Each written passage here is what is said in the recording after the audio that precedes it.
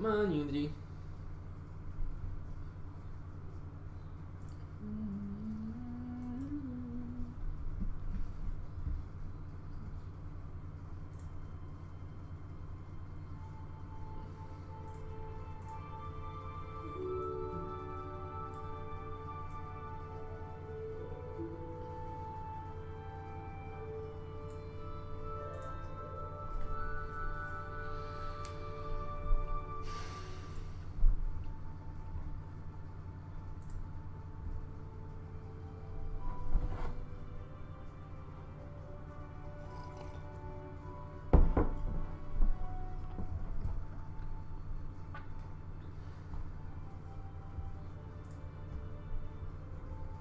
Oh, Jesus. Oh, the pain. Something ain't right. Let me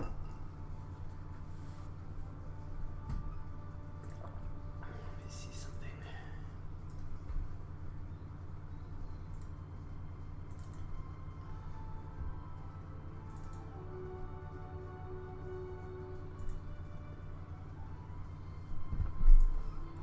Yeah. It borks all of the vegetation growth. What the fuck?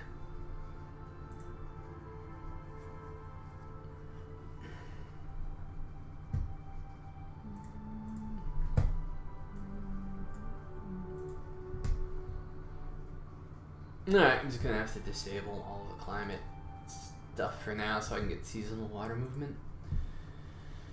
Alright. Goodbye. And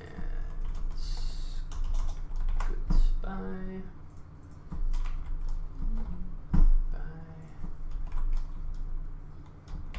Hey, Paolo. Alright, let's try now. So, plan is, I'm going to go ahead and see if I can get the OBS recording software working properly.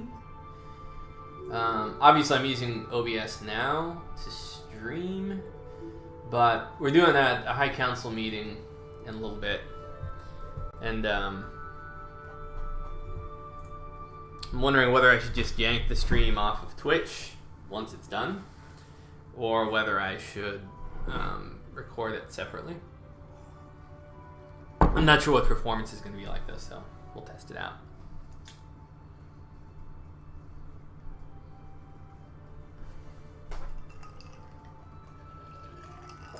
Yeah, so right now, the vegetation calculations are pretty blazing fast. When climate's not ticking along with it. But when we enable climate, just everything breaks at the moment. So,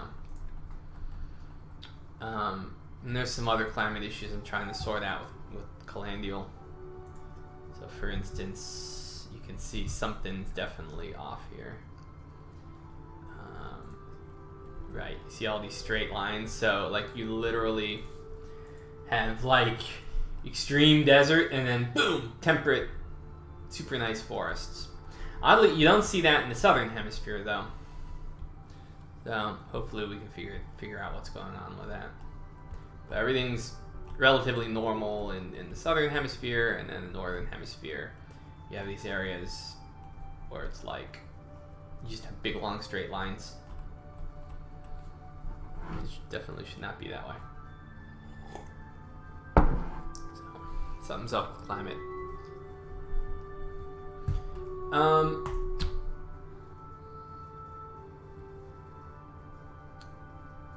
Is that is that a joke, or are you being serious, champion of silence? Do you accept Reddit karma for Patreon donations?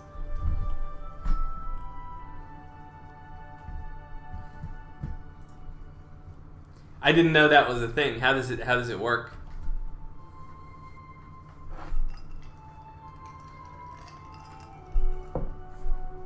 It isn't? Okay. So you are joking. I'm like, oh. Reddit Karma is good though. It gives us visibility. Yeah, I thought he was trolling, but who knows? Reddit came up with like their little badge system and whatever. And I'm like, what? Do they have some weird thing where karma is worth some minuscule fraction of a cent? That wouldn't be absolutely abused by bots. It does, yeah. Anyway, so what I want to work on now is seasonal water flow. So if you recall, we had, right, our water movement map mode. Up here is all of the glacial water movement, but right, here's where all the water's moving, blah, blah, blah. But then I wanted to be able to bifurcate it into two periods of the year. So sort of like be able to capture wet season, dry season water flow. So let's see, we have that map mode somewhere around here. And then we also need to include glacial melt as part of that equation. Alright, so here we have seasonal water flow. For January, do we have it for July? We do. Right, so you can see the shift depending on what part of the world you're in. So here's an even better example. Let's go look for the Köppen climate map. Oops. And you can see, I think we have a good Mediterranean. Yeah, so here's a good sort of Mediterranean climate where you expect to have different rainfall patterns. That's really cool. So this is almost like a little Achaean Mediterranean peninsula here. Now let's go ahead and check seasonal rainfall. Let's see, water movement January. See if we see much of a difference. Yes, we do. Yeah, so in this case you don't see that much more of a difference, but you do. You even see some seasonal wetlands. I think what would be most interesting is when we deal with monsoon situations. So for instance, I think we had, let's look at rainfall. So up here, right? What's going to be really interesting is rivers who have their headwaters in really wet places and who then drain from those really wet places.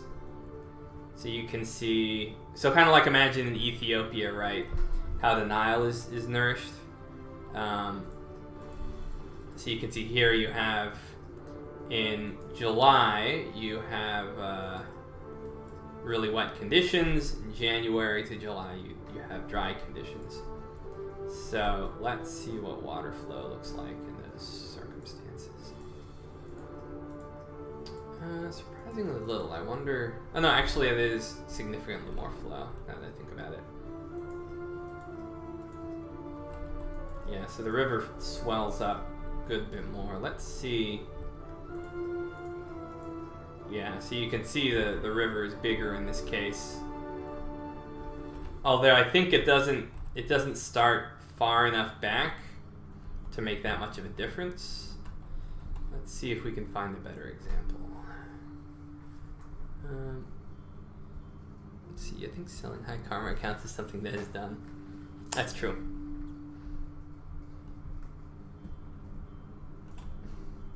Yeah, I love that little Achaean river that we saw earlier. Let's look at the soil there. I'm gonna go back and look. This is a new map I'm not really familiar with, so let's see, where did we put you? I think this was it? Yeah. That's cool. Right. So you can see the little river running through here. Curious about the soil conditions. Oh no, you know what? I think I may have disabled... yeah, I've disabled alluvial soils, unfortunately, so we need to fix that. I want to know... Perfect little port, too. Are these volcanoes? It's really pretty mineral rich. This whole area is really mineral rich. Here, let's go, let's try and bring back our alluvial soils. Not sure why they got killed. Did they get killed? Let's look at the big river. Okay, so this desert should obviously...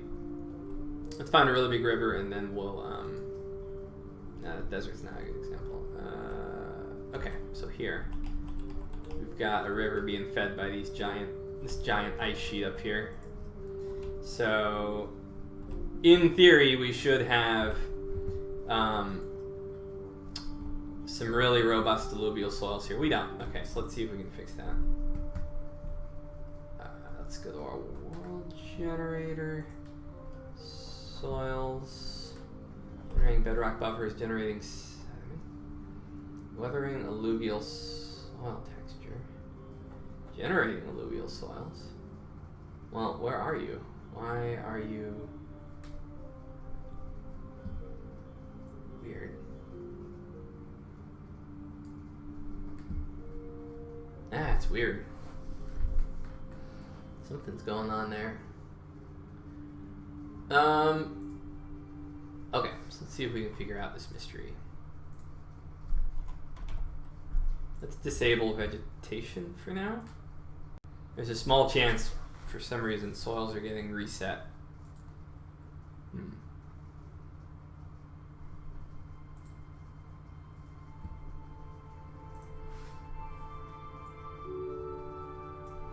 Should be able to leave that where it is.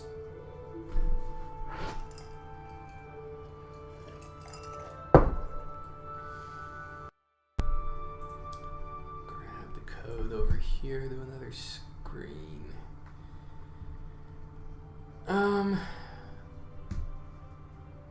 Generating bedrock buffers, generating water by sediment load. That... Oh, wait a minute.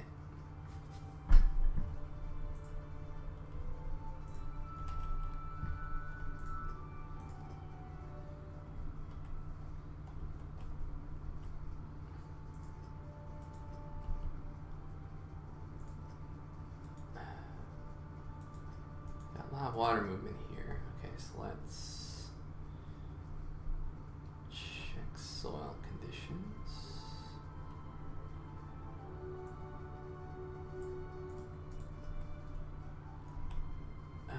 Can't tell if... Looks like it is playing a role. Soil texture should be even more obvious.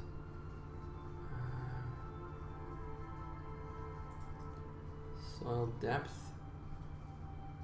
We gotta fix... This is a smaller world, and so it's having a really screwy effect here. Soil texture. Okay.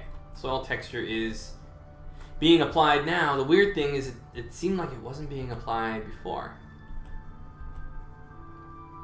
Maybe it was. Yeah, we can see how it's being applied here. I wonder if maybe this river was too small to have much of an influence on texture. See, what was our mineral richness here? I guess it does have a bit of an influence. It's just a small river. I'm guessing if we probably look at the... If we were to look at the... sort of the depth of the soil, it would be dominated by local weathering effects.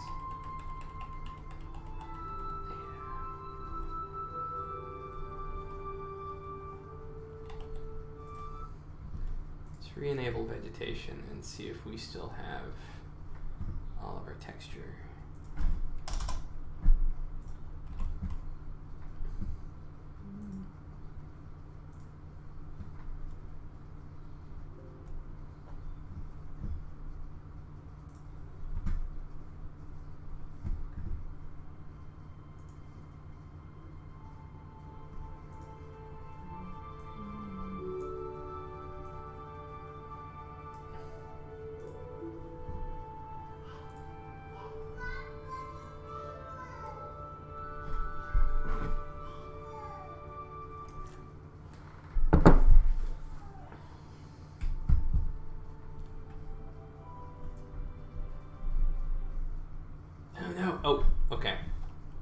This was a bug that happens like once every 20 generations. Okay, so it's still there. I gotta fix that one too.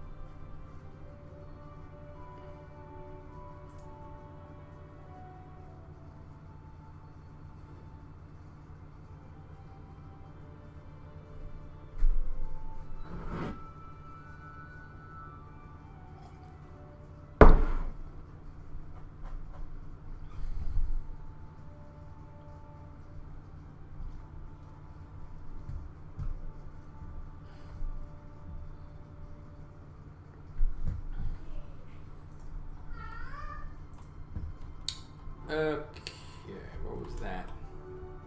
Humongous river. I think it was up here. So yeah, here it is. Okay, so if it's working properly, we should see that soil texture difference.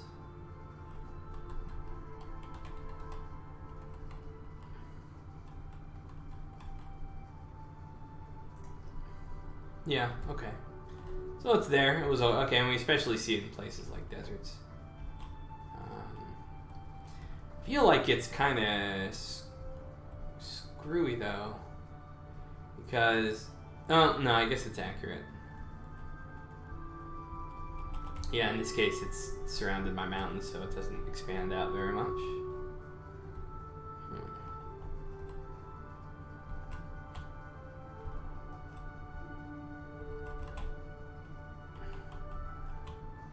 About you, mineral richness difference? Feel like it's not pronounced enough, like it changed somehow. Any soil texture differences? Yeah. More loamy.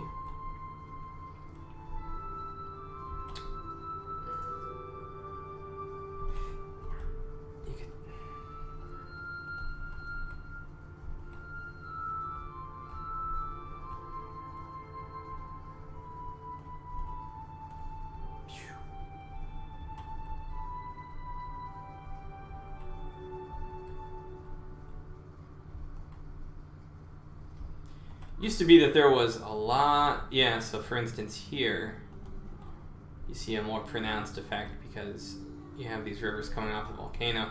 It still seems very stunted though compared to what it used to be. I guess I'll have to look at that a little later too. Figure out the balance.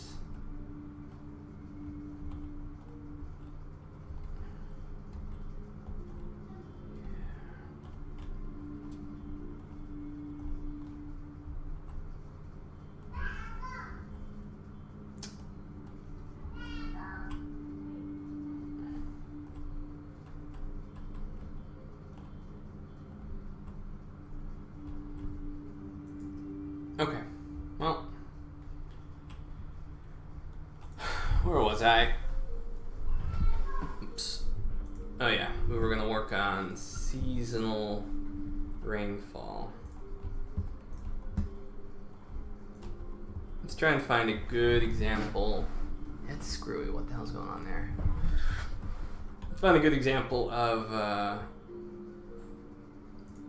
significant rainfall differences between seasons.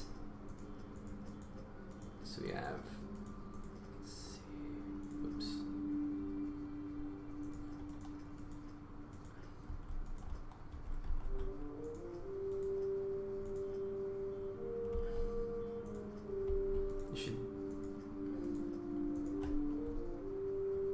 pretty significant.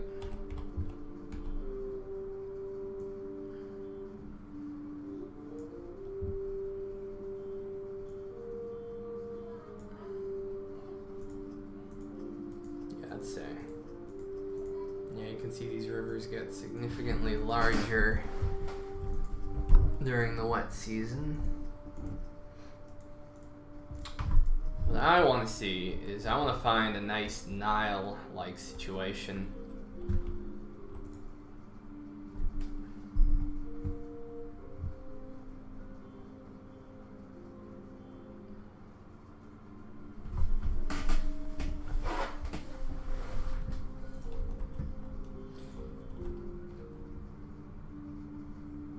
So let's find some place that's relatively dry, but whose headwaters are someplace wet.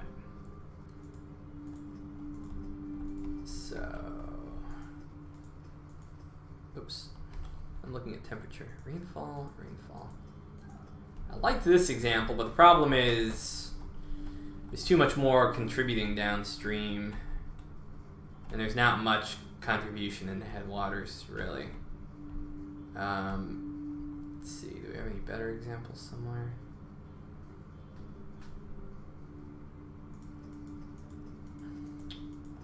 That gets wet downstream.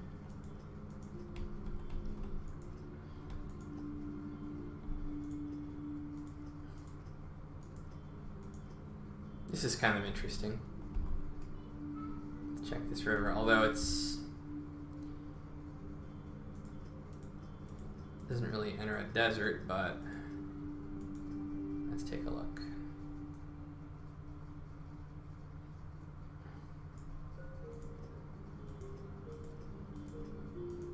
Oh yeah, that river gets very inundated.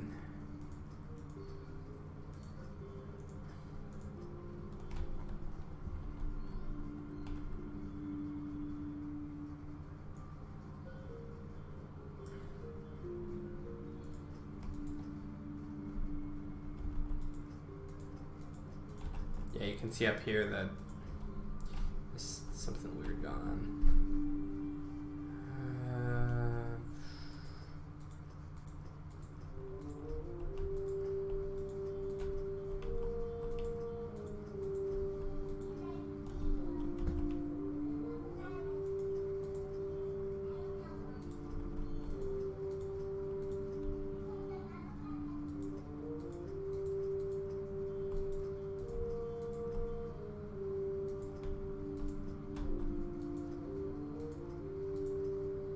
So we have some good examples in this world, but not anything like the Nile, unfortunately.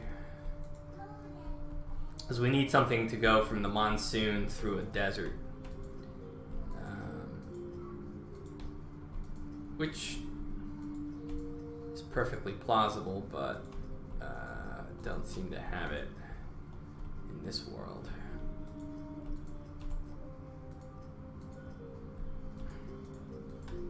Oh well, whatever. Seasonal rainfall is working at least. Yeah, I'd need to generate another world. But to do that, I'd need to build the game. I know it'll work. I'd like to just figure out the glacial melt situation. So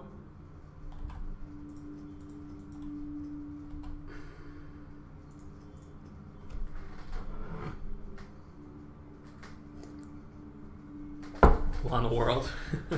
No, that's okay. I won't get too distracted by finding specific examples. After I finish seasonal water flow, I'll tune it a bit more. What's important now is I need to figure out the right way to handle glacial melt.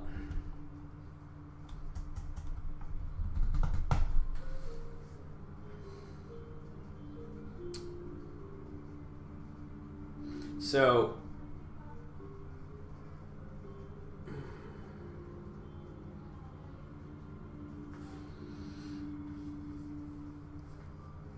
ideally we have ice accumulating in the cold season and then melting in the warm season.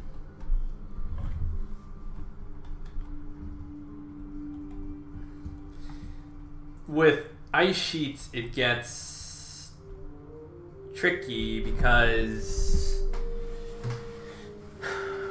especially ones like this that don't exist in the world we live in now,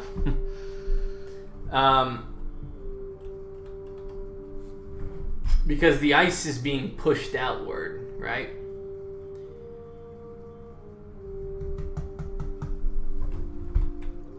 And then as it's being pushed outward, it's melting near, it's melting in the warm years, but you're basically getting all of the additional ice that's up here gradually being pushed out. It's like a giant conveyor belt, right? It depends a little on the topography underneath, but you have this sort of advancing melting effect, which should produce a significant amount of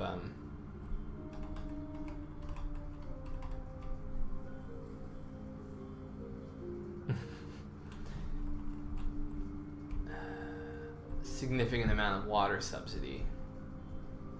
Let's take a look real quick. Problem is right now, so you can see, for instance, sort of the flow of the ice in this case.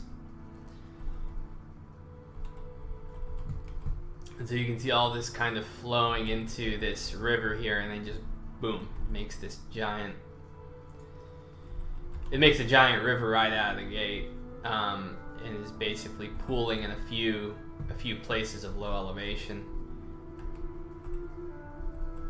I think what's happening is, let's look at water bodies.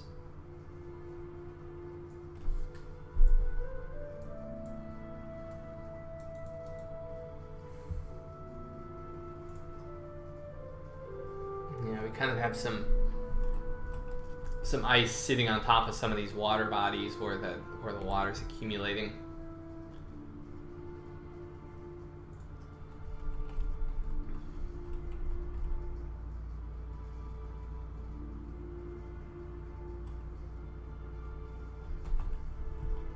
Yeah, Veal Cassis.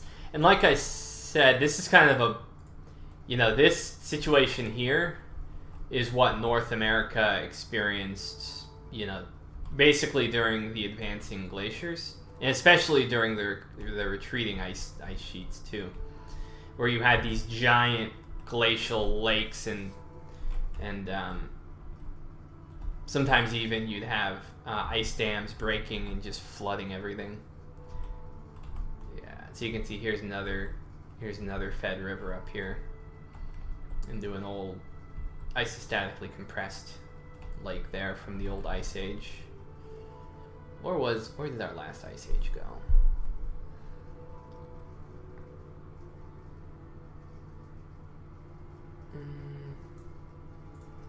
Yeah, it went pretty far. Southern Hemisphere, I think, was not nearly as pronounced.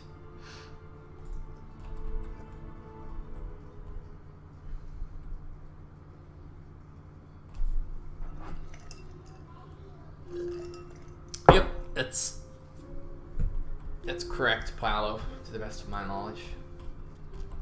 It's also the reason why you have sort of a lot of the large lust deposits. So right now we're not really storing. So all this water, I believe, may be released at the inappropriate time. Yeah, it seems like up here it's getting a bunch of water too. Let's see. Yeah, it's getting a significant amount of water fed from the glacier. What the hell is happening here? Oh, funny. So in this case, it's actually draining toward the glacier. And then what's happening? Is it just pooling in? Nah, I don't think it's pooling the lake. It's gotta be draining somewhere. Oh, let's look at our watershed map. Let's see. So I gotta make sure all this is working too. What the hell is going on?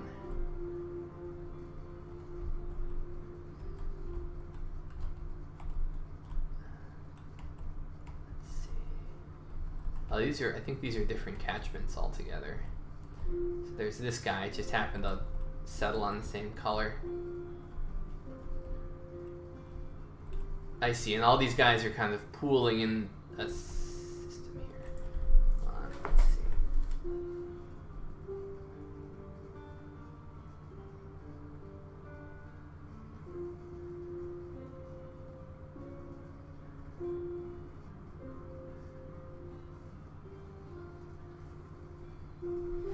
I wonder if this is definitely separate too. But I'm wondering if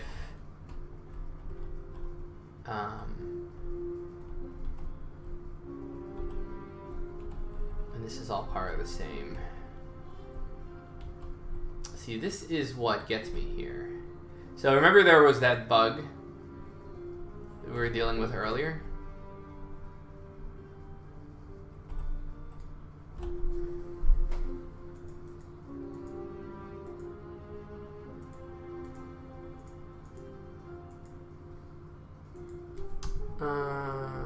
Okay, so water level is 180. Question is... Okay, let's debug this. There was. Let me see. Right, okay, so I think what we need to do... I think something's gone wrong with our gen lakes. I could be wrong though. It could just be a convergence of colors. But what I'd like to do is put the water body ID. Yeah, I think these are all different bodies. Yes, these are different bodies. They just all have the same color. You can tell by the water level in each one. What's weird though is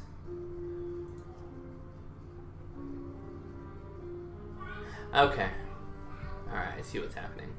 There's just not that much water coming off the glacier here. My guess is we probably have some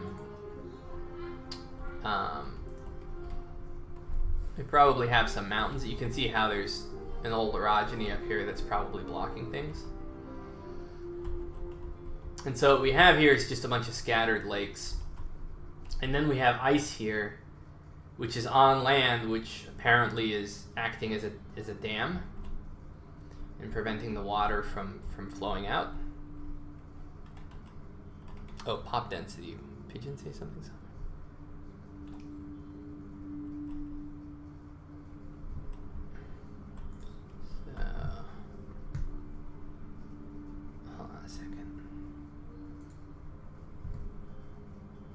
Oh, pop density map mode? I don't know if it's something Calandial was working on. That it may just be prototypical.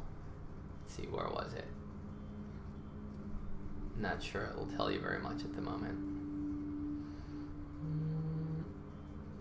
Dominant vegetation.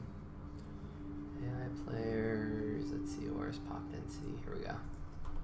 Yeah, there's nothing there yet. Okay, so this seems to be working. Now what we need to do now is figure out a way to execute on we're adding in glacial melt to the model. So right now the way that ice is flowing is it just treats it like water for the most part. It's not conditioned on temperature or anything like that. So for instance, we'll look at water movement. So here's a great example. Here's where's an even better? I know there was like, oh, that's funny. A lot of the water drains into this subglacial lake down here. It's funny.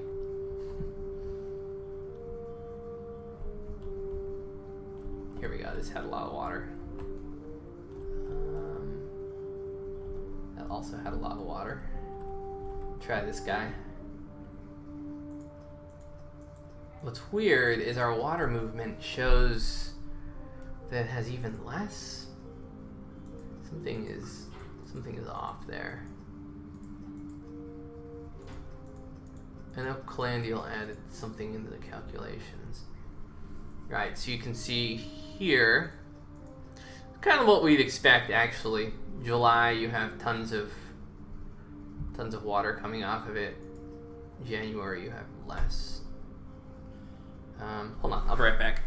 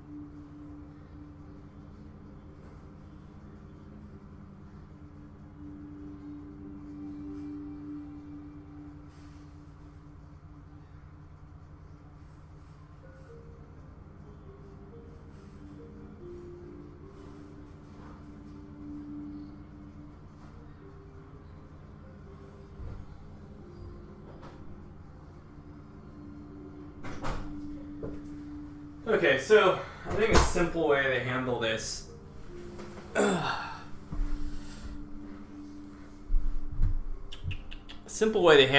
is we can just well, first off, I guess we need to figure out why. Oh my god. Okay, thank you. Figure out what's going on with water movement at the moment. But I think a quick and easy way to deal with seasonal water movement, I don't want to get too caught up on revisions, but a simple way we can deal with it is to just kind of accumulate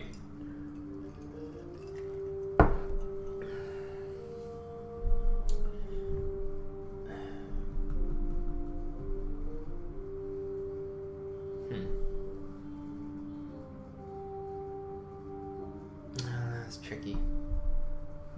Because our seasons are reversed in the different hemispheres, so I can't base it off of like January or July. I have to explicitly look at temperatures.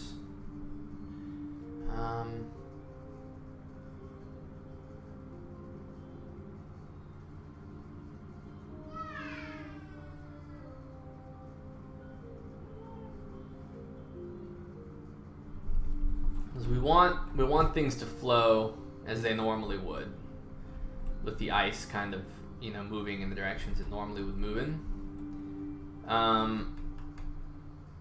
But we want it to like stop before it gets sort of like discharged into the world.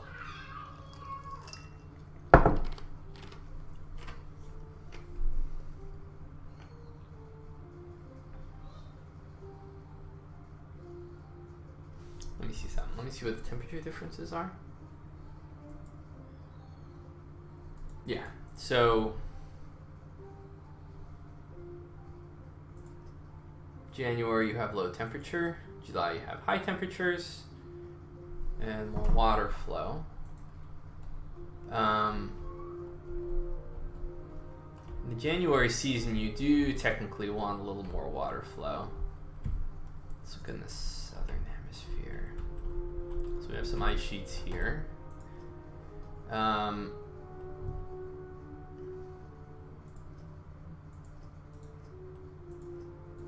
Here, though, you have almost no difference in water flow.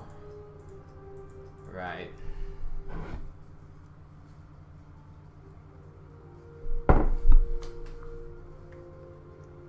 It's maybe more complicated than I thought, because the way climate ticks work is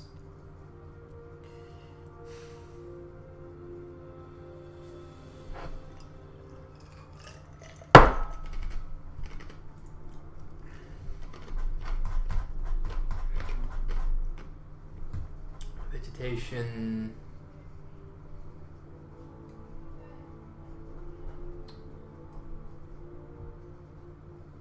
Whoops. Oh, yeah, I'm confused. Did I? No.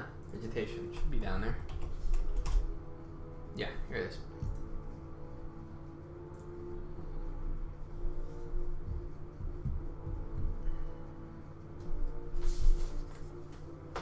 Eventually what we want to do is we want to have a climate tick, and then a generate seasonal flow tick, and then vegetation. Each time there's a growth cycle, right?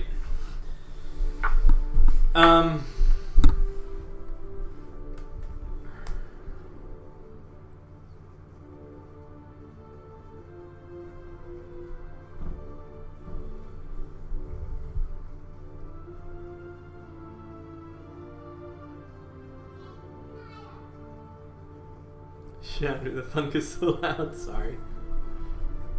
I'm trying to figure out how that... I don't want to be storing anything... I don't want to be storing tile variables if I don't need to. I can't think of any logic, though, to handle this, though. Because ice movement...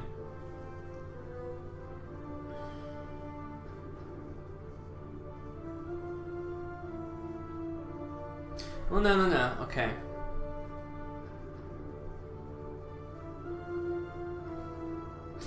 This could work.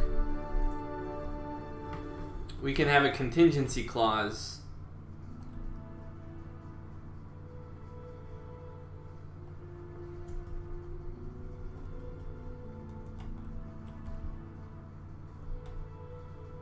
But it would really... Okay. We could have a contingency clause where we allow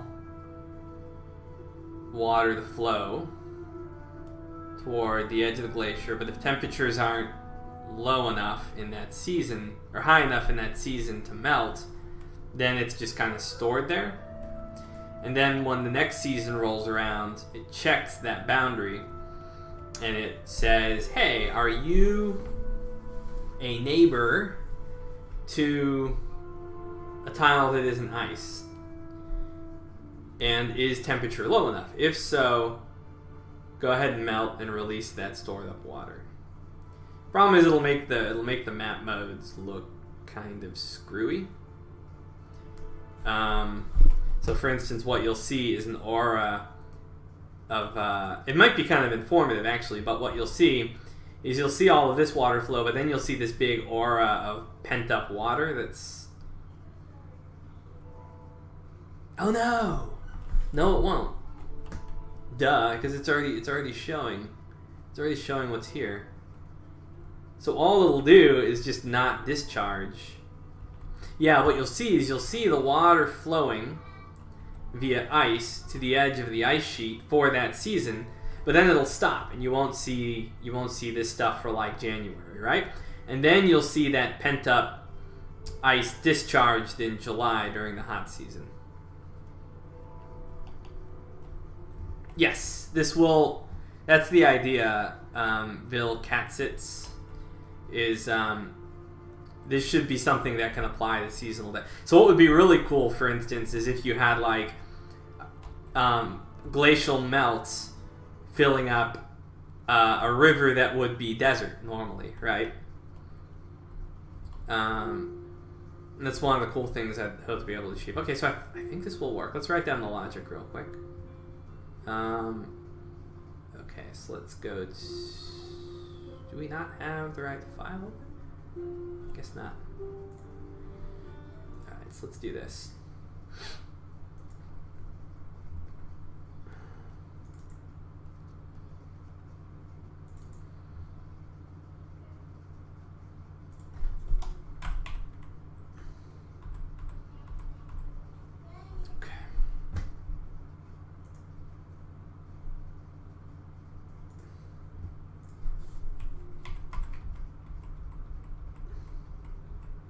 Where the hell did I put seasonal rivers?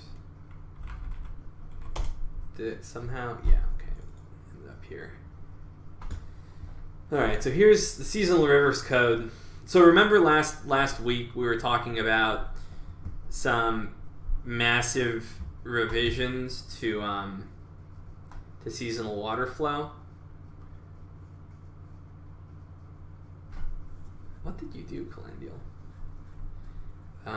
Well, I did those revisions and they seemed to work, and it like increased performance by like times 10. This is that new code.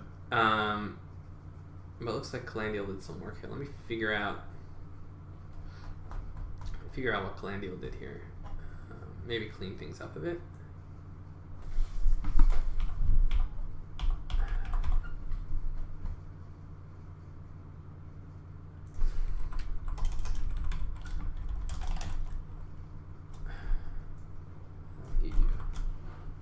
Go away. Alright. New logic for... Here's your goddamn summary. New logic or...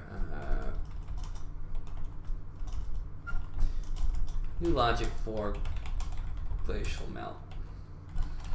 Have a clause in the water flow model that evaluates whether the tile passing water on is an ice tile or not.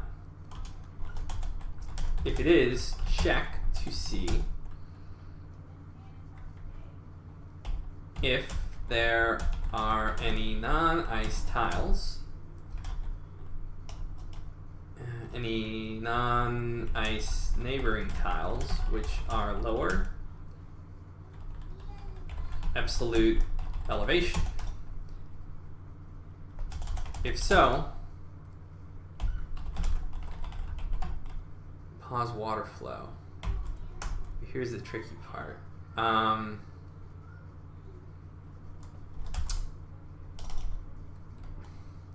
However, we also need to then check that tile to see. Oh, no. If so, pause water. Well, no. This is wrong.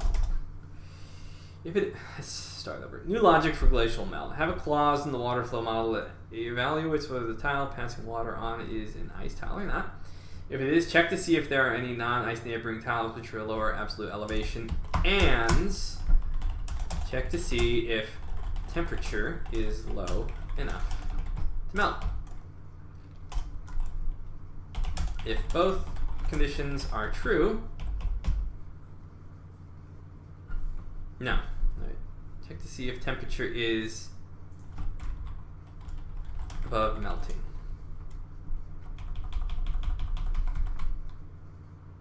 If both are true, pause water flow. If false,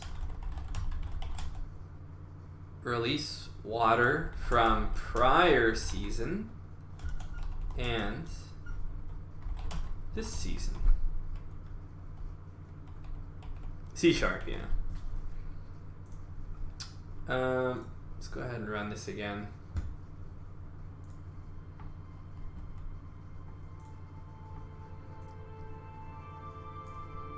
I feel like it would be nice to have a little more nuance.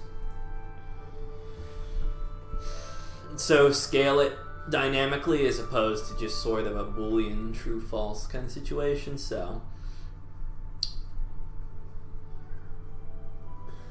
we'll see.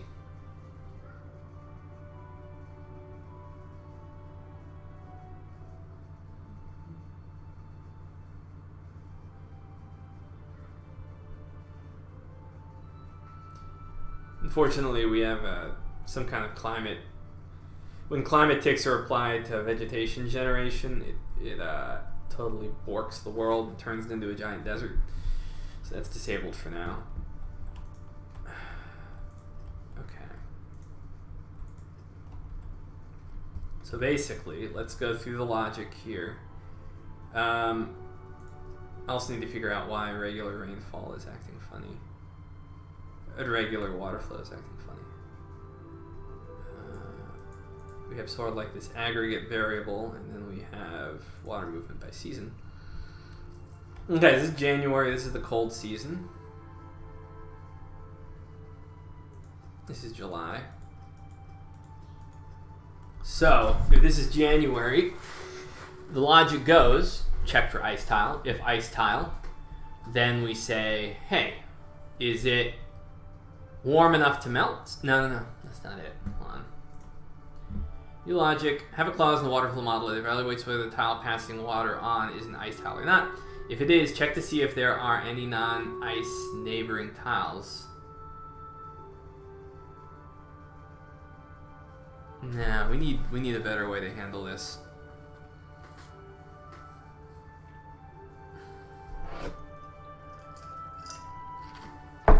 So,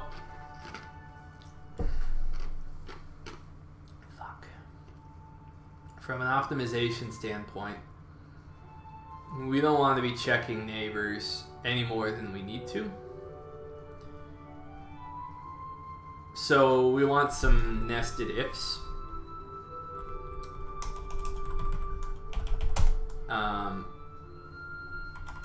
Checking a neighbor takes way more CPU cycles than just checking a variable in tile. So let's go through the order of operations here. Have a clause in the water flow model that evaluates whether the tile is passing. Okay. Am I ice?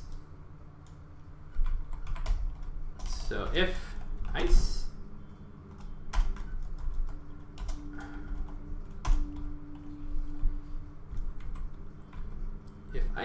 then, and if ice is true,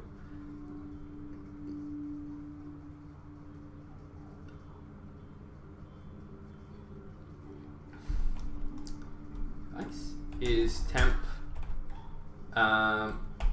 above freezing,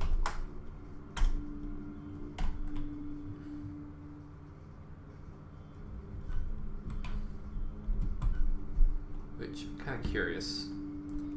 We look in the glacier here, what our temps like. A lot of this, by the way, a lot of this climate here is supposed to be, if there weren't a glacier here, it would almost be like continental. So check the Köppen climate. You can see that a lot of this isn't even necessarily tundra, but the ice is being pushed out just by the immense weight of the ice sheet.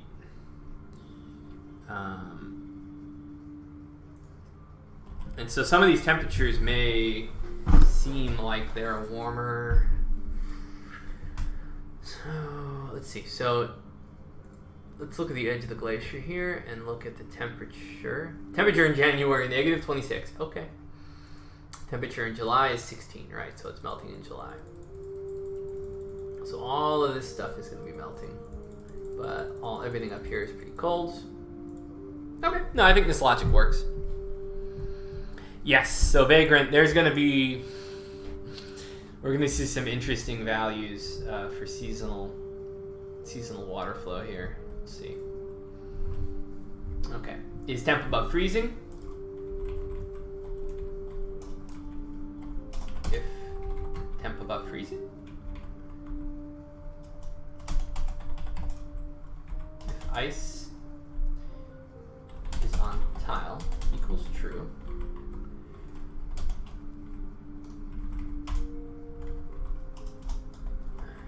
So first condition, is there ice in the tile? Is temp of current season above freezing?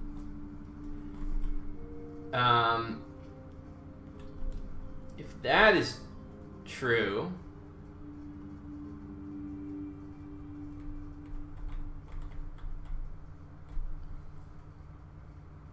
some of this might be redundant. So if temp of current season is above freezing, then we just pass water to the next tile, right?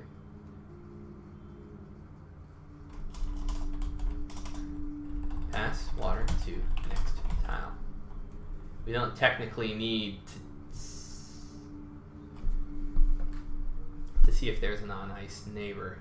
The thing that matters is there ice? Is it warm enough to melt? So this actually, yeah, this logic here could be pretty simple and wouldn't involve us reaching into any other tiles, which means it won't screw with multi-threading.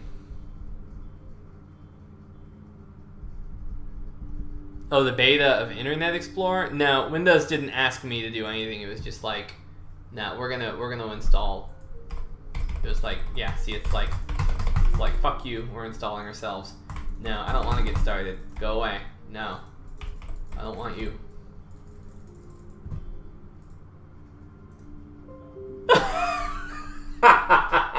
Fuck you, Microsoft. Fuck you. No, I'm not giving in.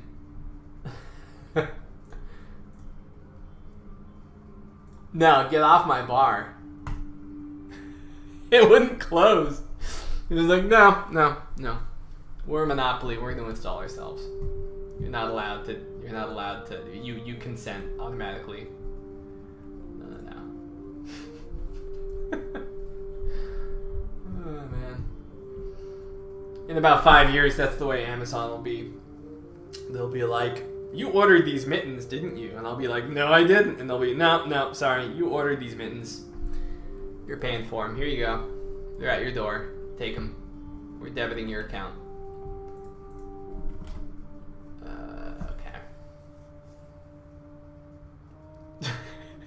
Okay. Microsoft is a small indie company just trying to survive. Alright, so let's go ahead and apply this logic in just 1 second. Let me check on the kids.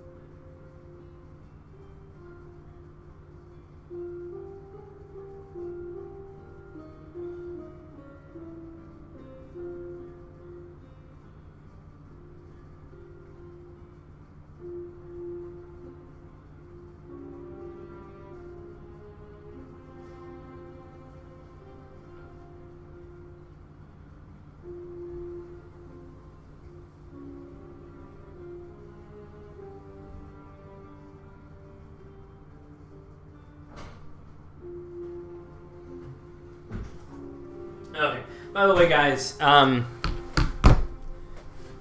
through an unceasing floor.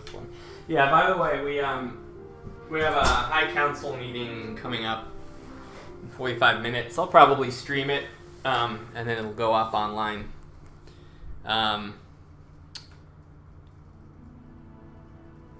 So if you want to watch, we're going to be talking with a few of the high councilmen about pandemics and how they would have a role in Songs of the Eons.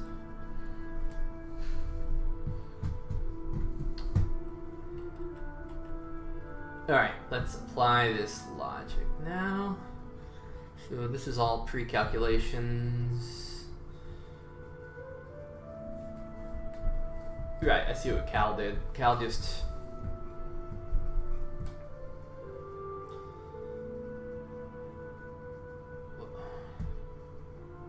Okay, so there's a case switch here, flow type. Let me figure out the logic here. Public. Okay, Cal declare the variable called public flow type. Does this get returns somewhere? It's in the switch. Right, here's where we set. Hold on. Does this get passed as an argument somewhere? Grid size. Climate grid size. World gen. Gen seasonal flow.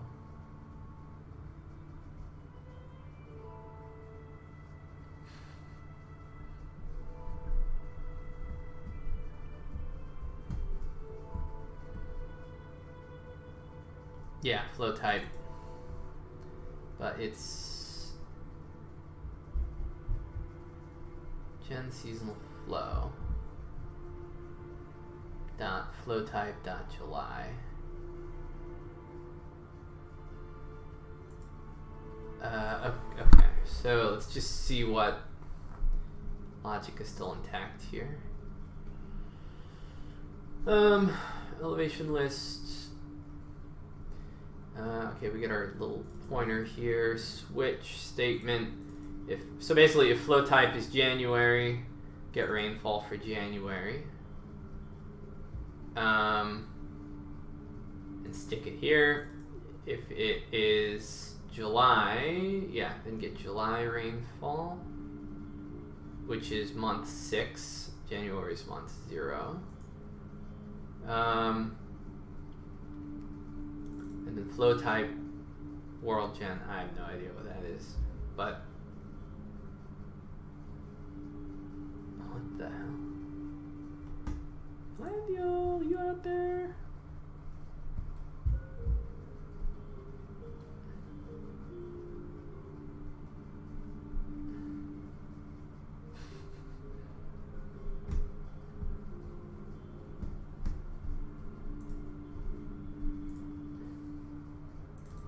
Default.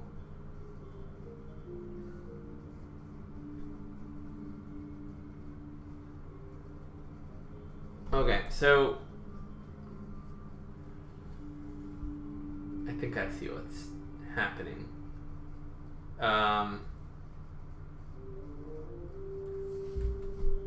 What's strange though is, so it looks like Calandial revised the code to recalculate water movement.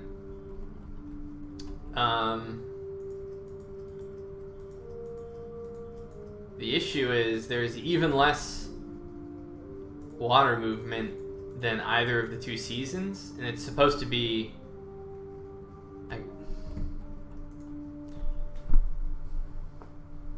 what's going on, man? What are you doing?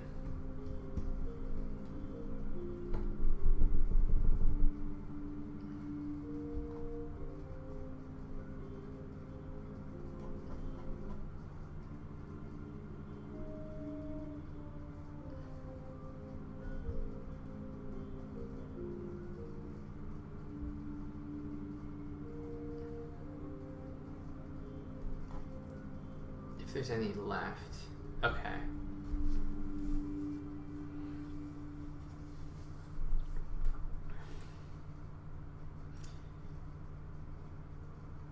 No, man, what are you doing? No. Just make a function at the ends to sum them both together. That's all we need. We don't need to run water flow a 3rd time. It's gonna burn. This is gonna burn like 25 milliseconds each time. Each tick. There's no point.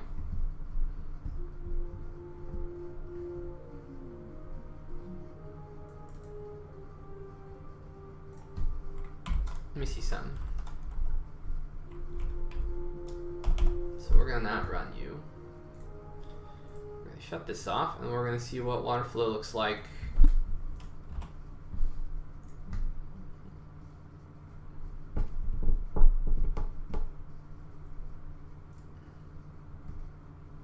Time is it 1:22?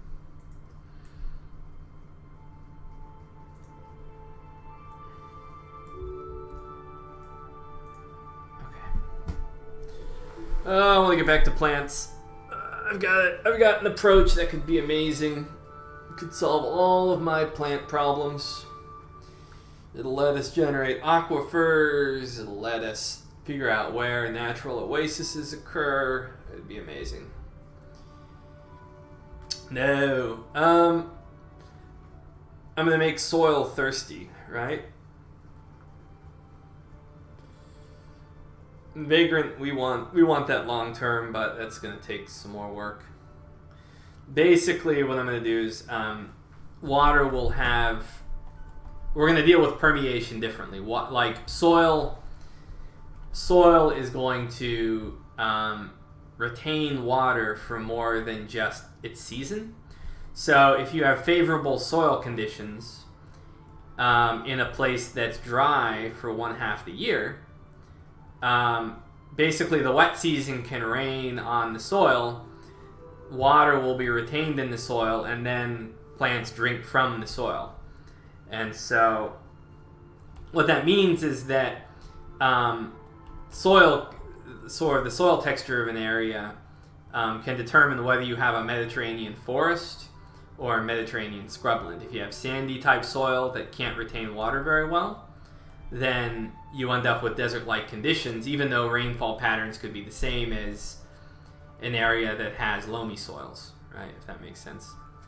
But the idea is previously, like, plants were only being nourished from whatever water existed at that moment in the season, and that's just not how it works in real life. And so instead, we just have a variable on tile that determines how much water is being stored at that given moment. And so tiles will act as kind of like wells, the soil. And it'll stabilize the plant model currently. Solve all of my plant problems. Yes. Okay, let's look at water movement here. Yes, that looks much better. Okay. That looks much better. Let's try this.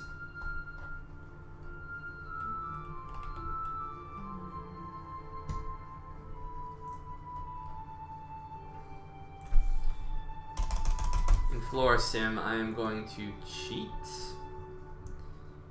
I'm going to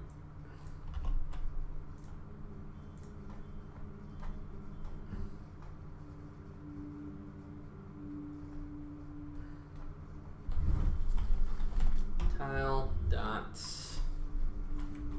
Oops. Water movement. It's just going to equal tile water movement January plus tile water movement July. This is an approximately 10,000 time more efficient way to, well, not 10,000 times, maybe 30 times more efficient way of generating a value for water movement. So let's try this.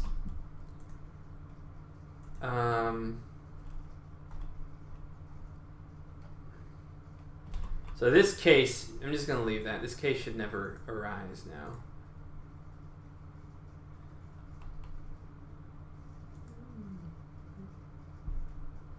But I still got to ask Calandial what the deal was, what she was trying to do there.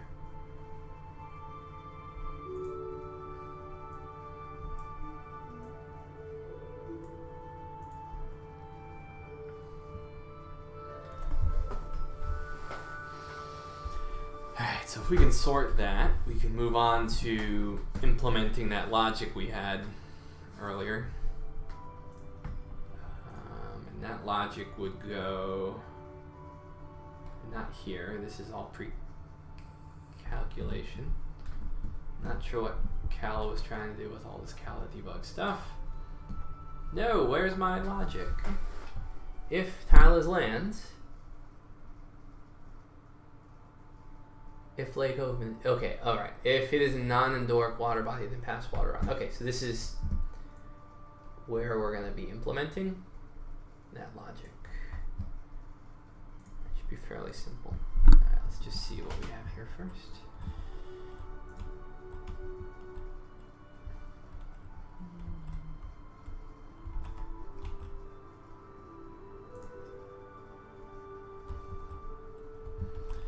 I don't know, kind of weird. Maybe not.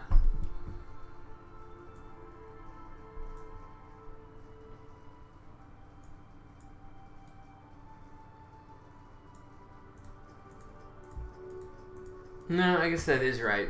Right, because this is the total sum of both, right? Yeah.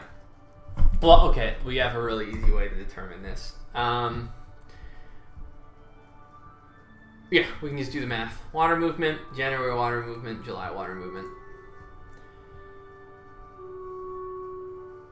Water movement, January, July. Okay, yeah, that works. We're good. Before we implement that logic, let's open up Echo. Okay, let's not do that. Let me keep this on my other screen. Let me start a recording and see if the performance is so terrible that like we crash. Yeah, Streamception.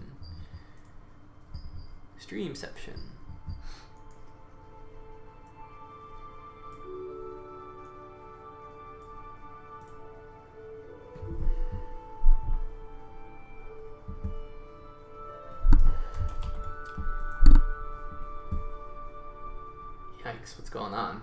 Taking you that long to set up some tiles? Yeah, performance. Not really. We're recording? Yeah, we're recording, we're streaming. Can you guys verify that I'm still streaming? Someone just type something.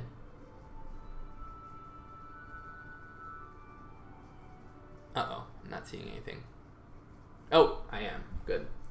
Not straining CPU. And we got through everything. Okay. Alright, everything seems fine. Good. Everything looked good on stream as far as what you can see here. I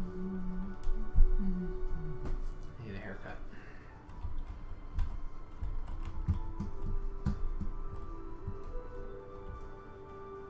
To me, apparently. Okay, so this is what we're going to do. We're going to stop recording. I'm going to go ahead and figure out where the heck I put that video.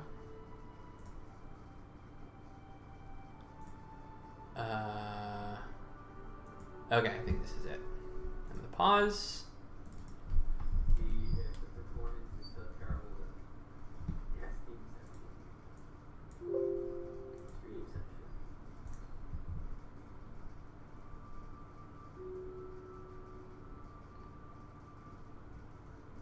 desktop audio sounds fine.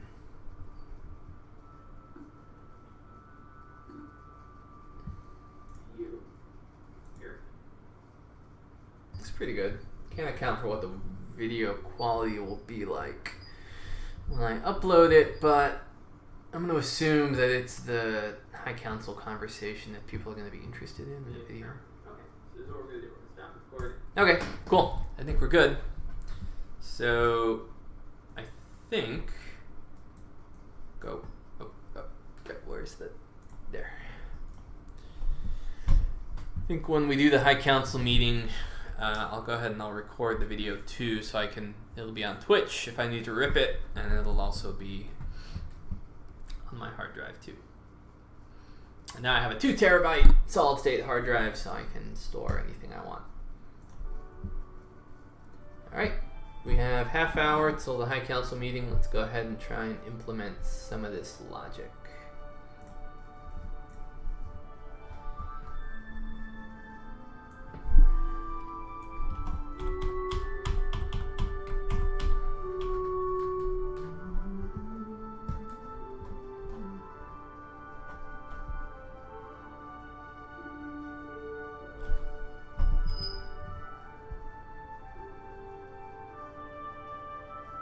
Okay, we'll never encounter this case, so we'll just leave it for now.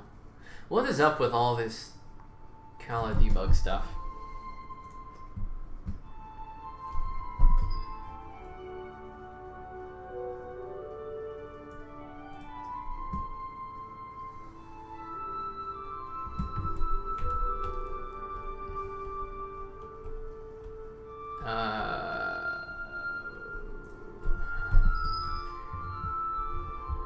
Oh, I see. Interesting. If total elevation difference is greater than 0, then go white. If it's equals 0, that means it has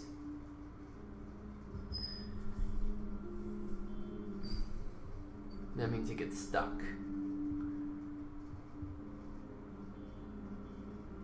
Interesting. Okay, I think I know what Calandial was doing here. Calandial was looking for places where the water just gets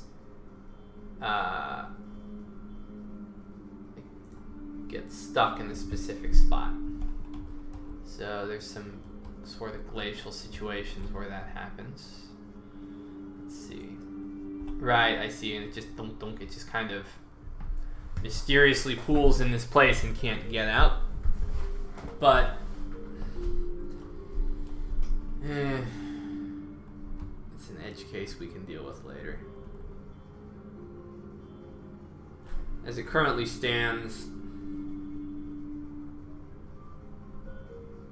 yeah, you can see how it happens in a couple of other places too. What is, let's see, elevation.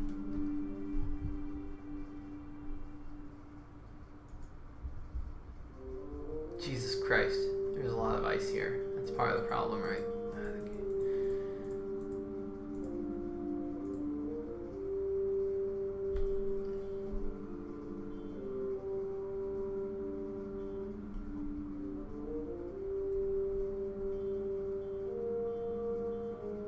Yeah. Whatever. Leave it alone for now. This is weird, though.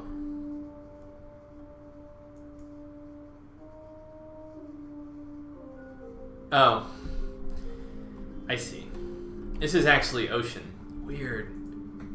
Oh, that's interesting.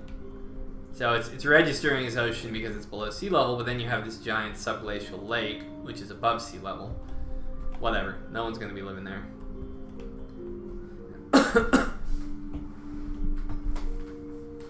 Alright. I think we're fine. So this is just sort of a finding by Calandial. Let's shut you off for now. Merfolk trapped beneath the ice. An ancient civilization, undisturbed for 1 million aeons.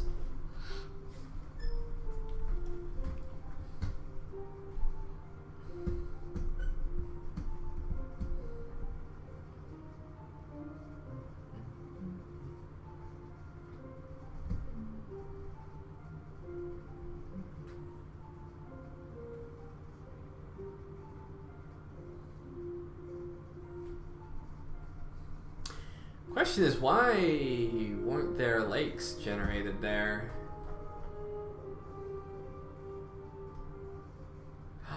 I know why. I've got an idea. Oh, maybe this was necessary after all.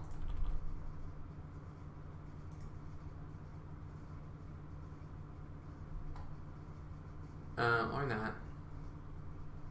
Let's just see what happens here. So I've been bouncing back and forth between these two code blocks.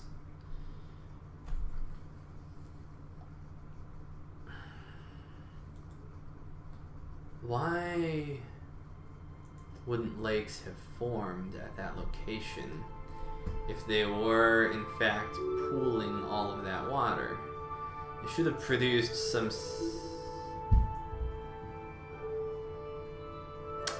Oh.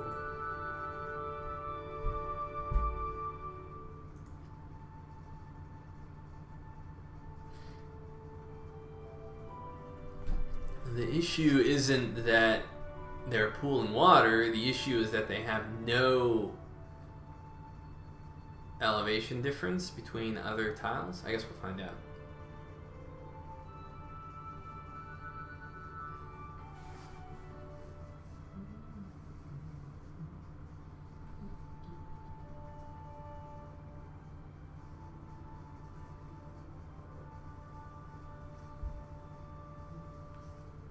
Oops. I accidentally ran 500 years of vegetation growth.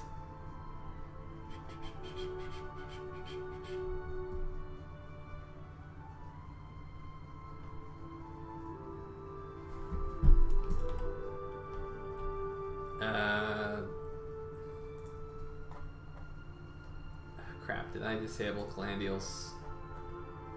Yes, I did. But I know where it is. Or where it's supposed to be, and you see it? I don't see it. Or maybe...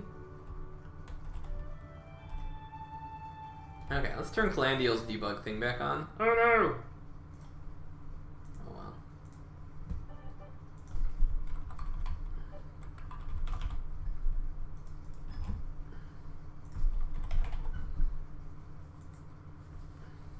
That was promising. It looked better.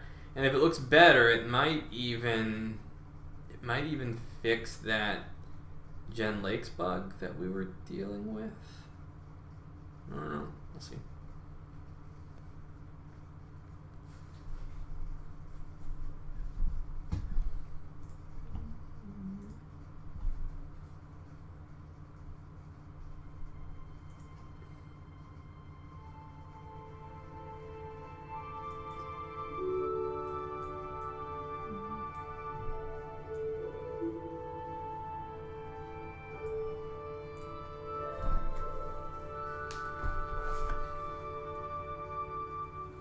What are you working on today, Demian?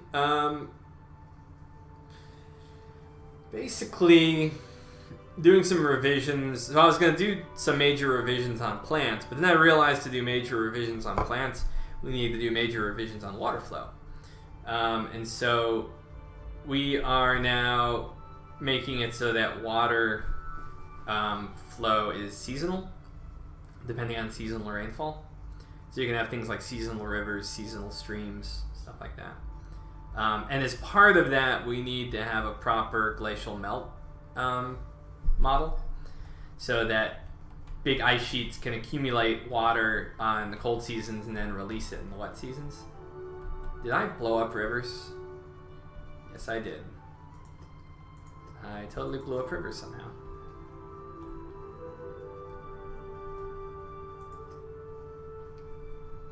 How did that happen? I didn't even fix those little problems. Okay. And it's real. Not only did I blow up rivers, I blew up Unity. Yikes. Okay. Let's just not.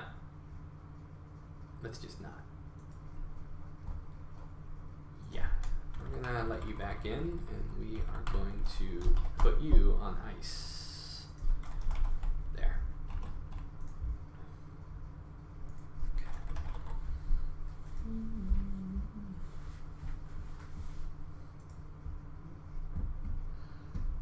Okay.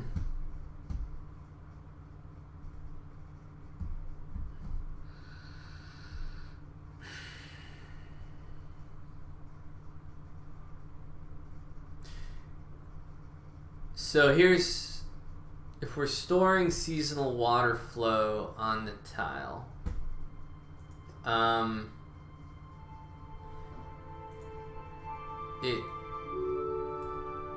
anytime we happen to be checking the tile,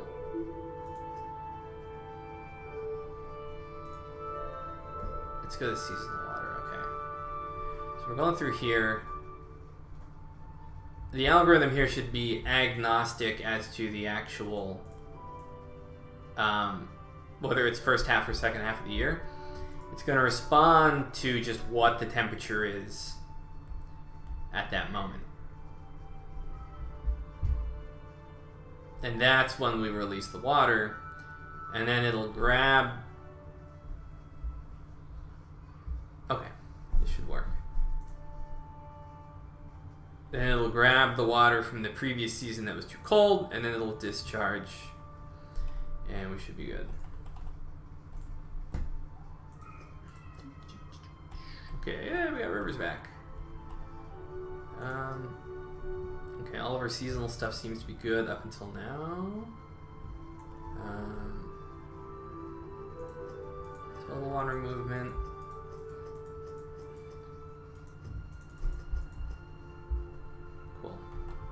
So right now what we're seeing is we have this January water that's being discharged during January. That should be turned off.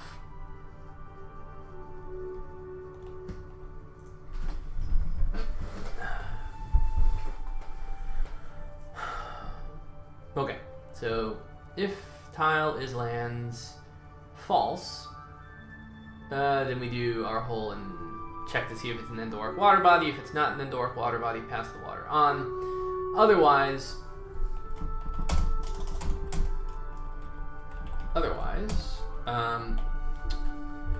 tile is land, and we pass the water to all neighboring tiles, which are lower in elevation based on elevation differences. Right, so here's where we check the neighbors. Let's grab that little... Oh no, what happened to our logic? Didn't I have a bunch here somewhere? Huh, that's weird. Oh well, it doesn't really matter. I think I remember. Cala stuff. Ask to see if we can delete this.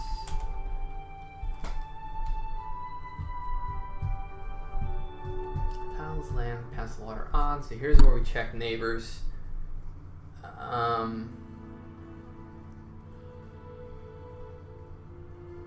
This, I think, needs to be...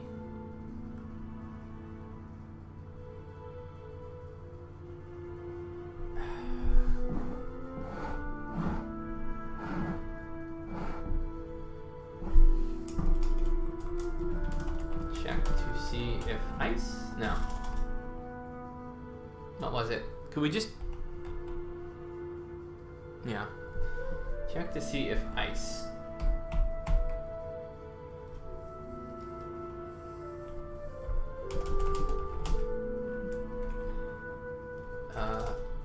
if ice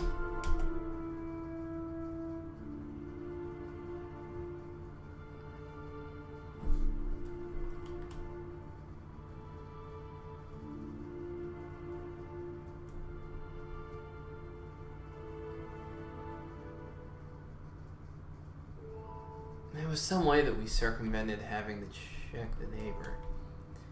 Should be if ice pass it on.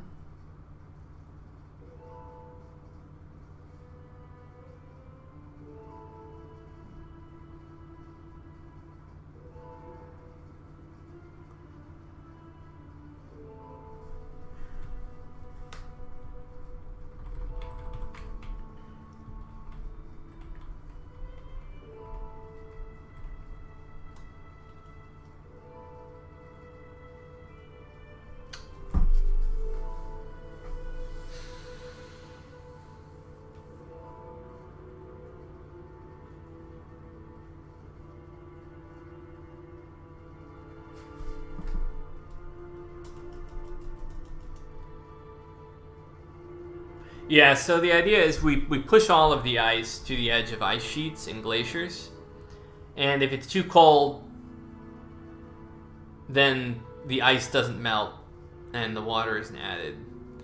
And it stays there until the warm season.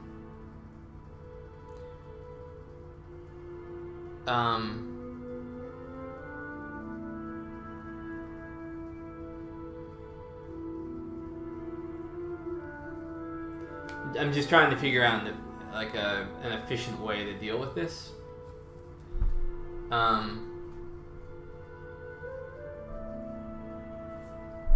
So here we're getting total elevation difference.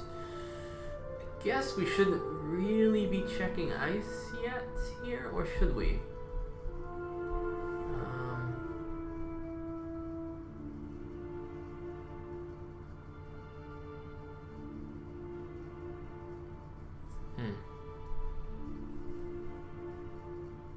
Okay, how about this? Maybe the approach here is we need some kind of gatekeeping mechanism. So, is tile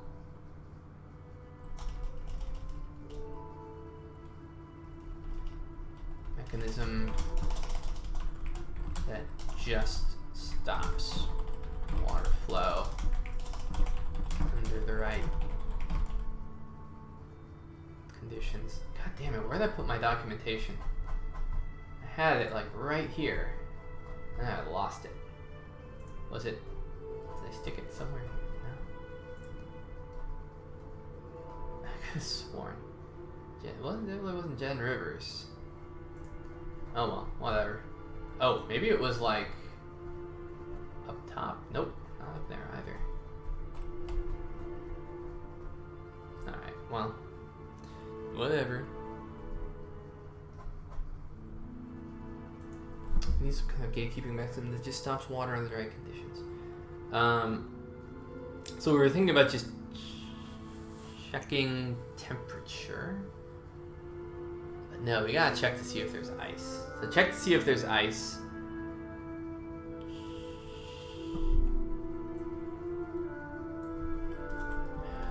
Check to see if there is ice. Check to see if temperature is below freezing.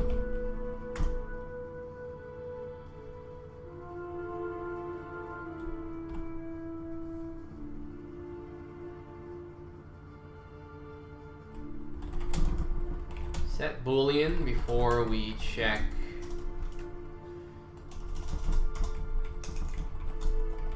set Boolean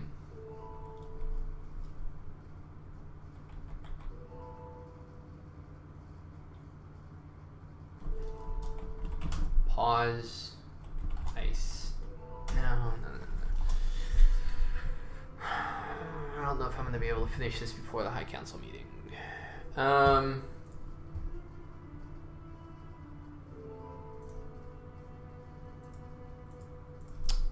Okay, I'm gonna stop for now. Well, no, I'm not gonna stop. I'm just gonna go ahead and prime these guys. Hey guys.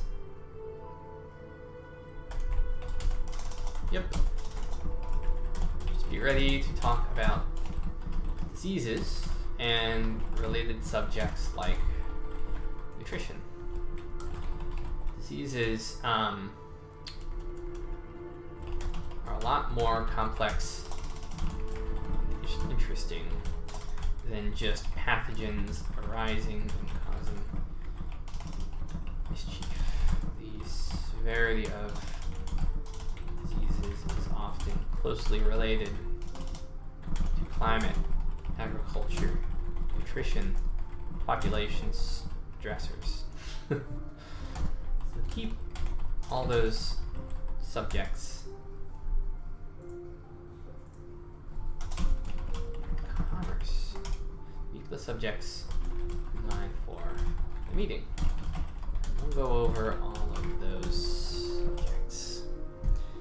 Alright, I'm gonna go ahead and take a quick break.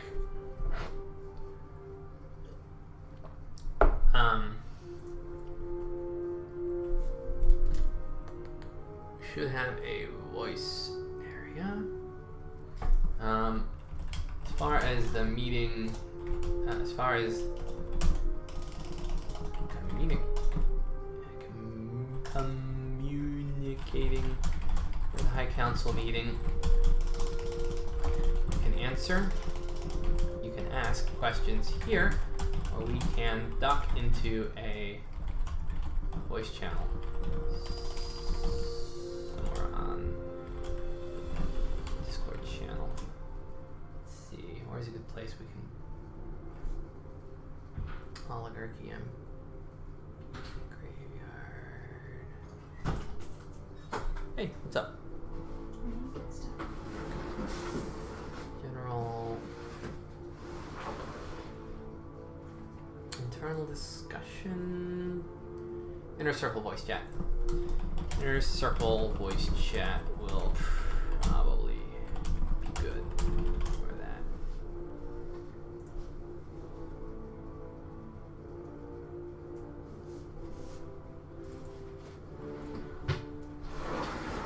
I pulled up all the Common Core standards.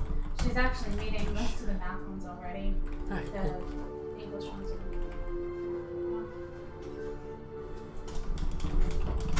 They can always just ask a question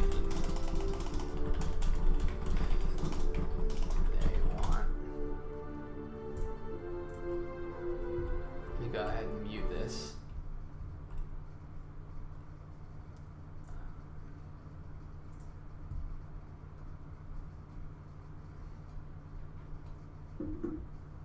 Hey guys. Excellent. Cool. Alright, I'm going to take a quick break and then I'll be back and then we'll talk about Pestilence. My fellow crafts hear me.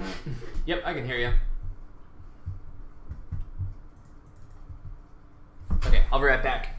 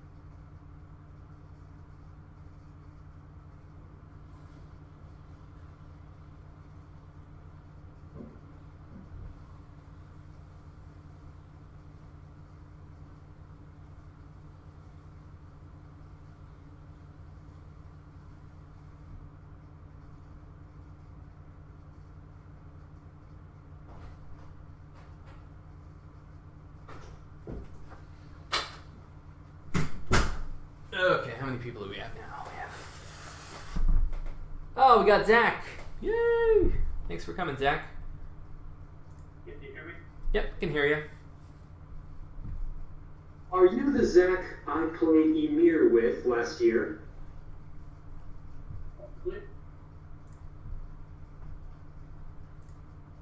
You're coming in a little quiet, Zach. Yeah, if everyone wants to test their microphones now, that would be good before we officially start. In that case, how am I coming in? Pretty nice. I can hear you.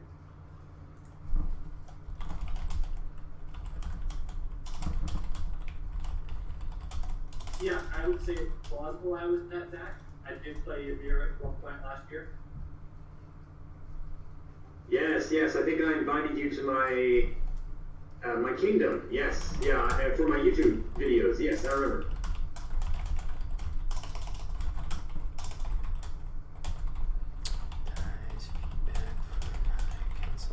Yeah, so we'll have some inner circle participating too in the High Council meeting, but I'd like to prioritize like active High Council, which makes me wonder where No Name is, because he's the one that technically kicked me in the ass and got me to continue these meetings. So let's see, did he say anything? Oh, he did. Okay, so he'll probably show up in a couple minutes.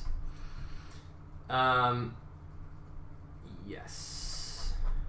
So yeah, what we'll probably do is when we start the meeting and start the recording, I'll go over really quickly and kind of like the status of Songs of the Eons and kind of where it's been the past 6 months and where we plan on going from here. And then we'll talk about diseases.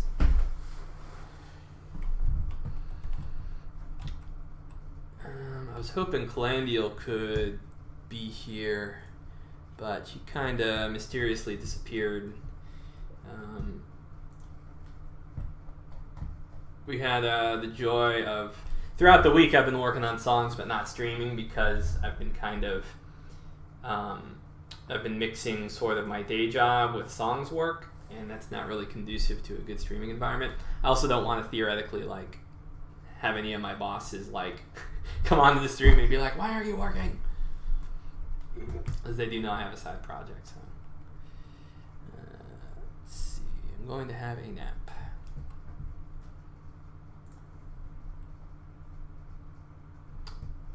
Captain, your thing keeps blowing like you're trying to talk, but no sound keeps going out. I think it's picking up the fact that I'm clicking my mouse. Can you hear me when I actually do talk, sir? Okay, then that's probably it. Yeah, my microphone is right next to my mouse, so it's probably attempting to pick that up whenever I click it hilariously. That's why I use push to talk. I have at certain points, but it's also been a pain, so. I used to forget to push.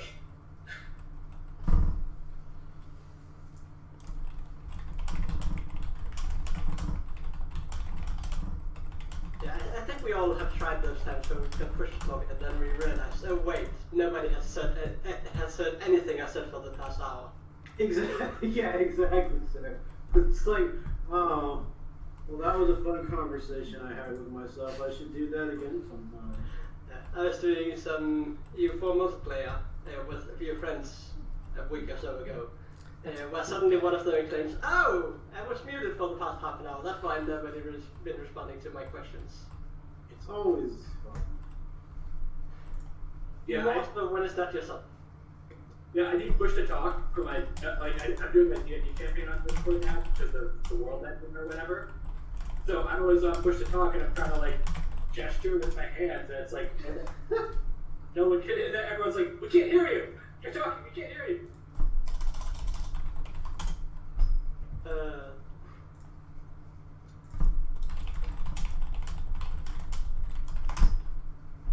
I used to have that problem, but I've used push to talk for so long that I just never forget anymore.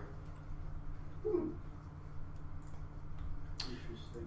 All right, we'll give it maybe another minute. Try and get No Name in here. Oh, Cal's here. She is? Go over this. Okay. Let's talk it over after the High Council meeting. Can you be there? I'm herding the cats at the moment. We're in voice chat. Yay! Typical name is here, but he is muted.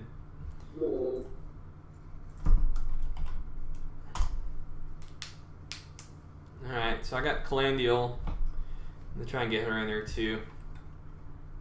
And then we'll start. And then I'll just have to find the record button. I thought I cooped B 2 weeks ago, but now I'm not so sure.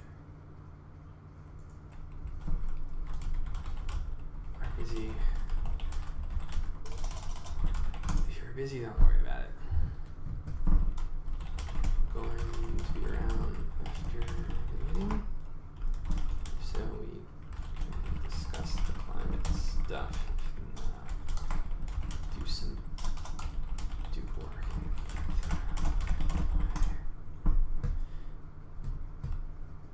Okay, I think we should go ahead and start.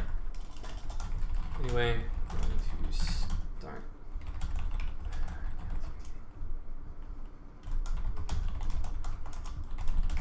Take it easy then. We'll be there in spirit.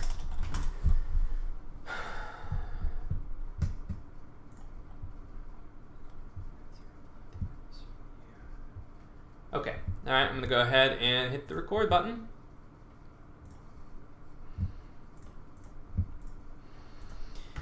Alright, hello everyone. This is our, I think, third or fourth High Council meeting, and the nominal subject of this meeting is going to be pandemics, given recent events around the globe. I thought it would be appropriate to go over how pandemics will play a role in Songs of the Eons, as well as all of the associated variables related to pandemics like nutrition, commerce, weather patterns, and things of that nature. Before we start, I'd just like to give everyone a heads up on what's been going on with songs.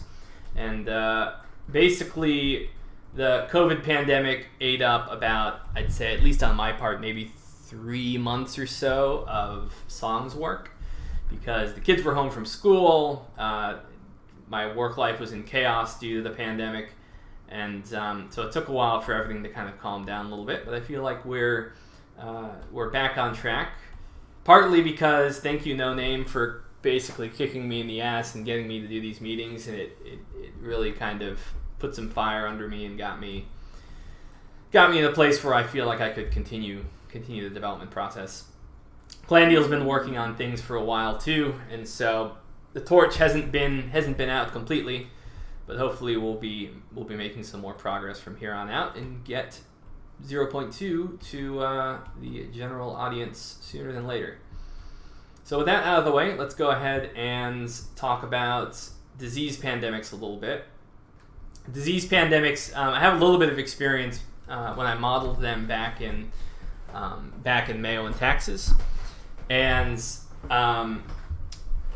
it was a lot of fun because diseases are a thing that you can predict in gameplay terms. Like, you can expect that they will happen at some point, and they cause kind of a disturbance and upheaval in kind of like the geopolitical state of affairs, based on kind of how you've been managing your society.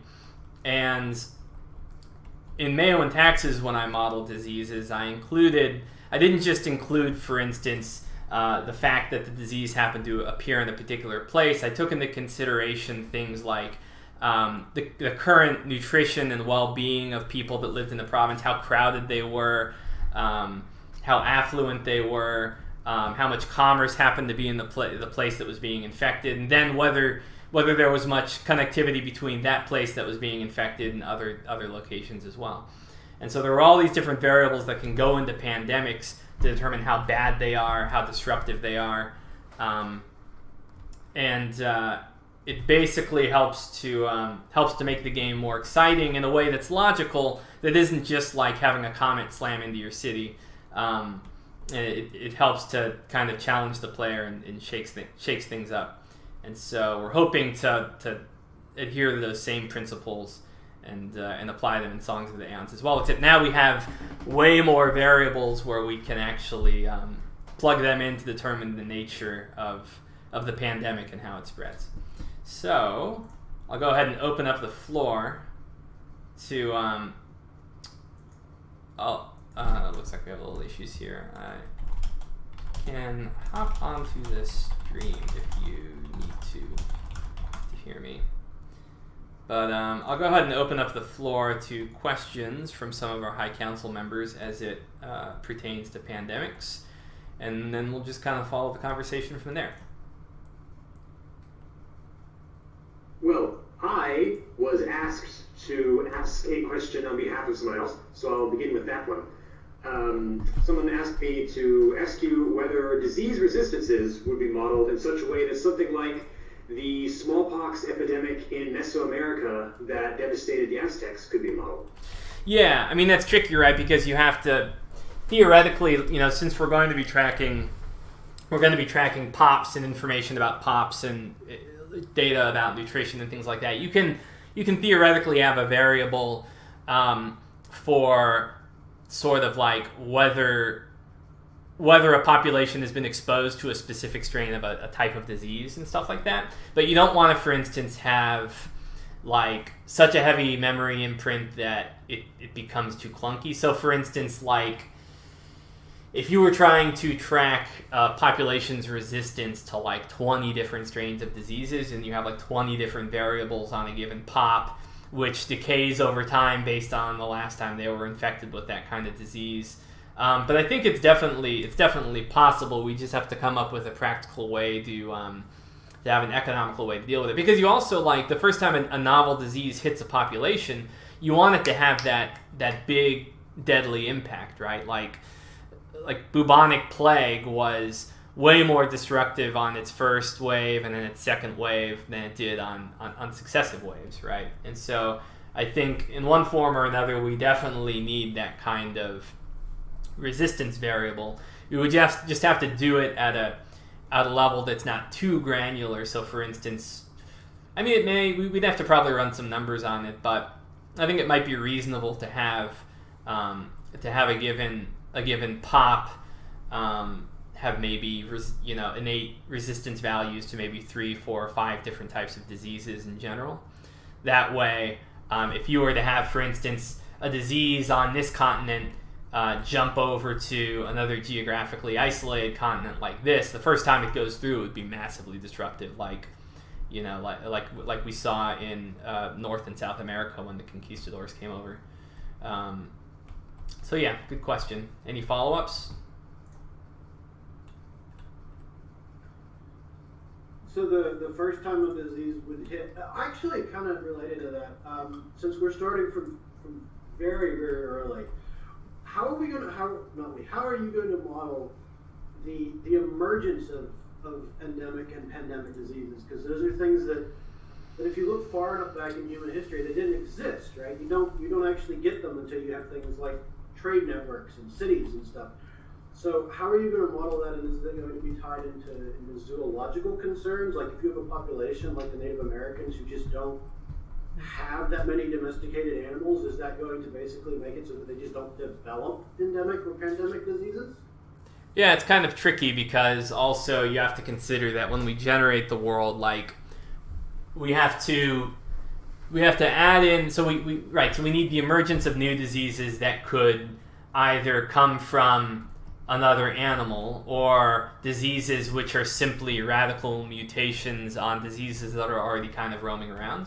And so when a world is first created and aged, we're going to need to create diseases which presumably have been around for a while, but then also have potential diseases which can be especially deadly but leap from animals or dare I say between races.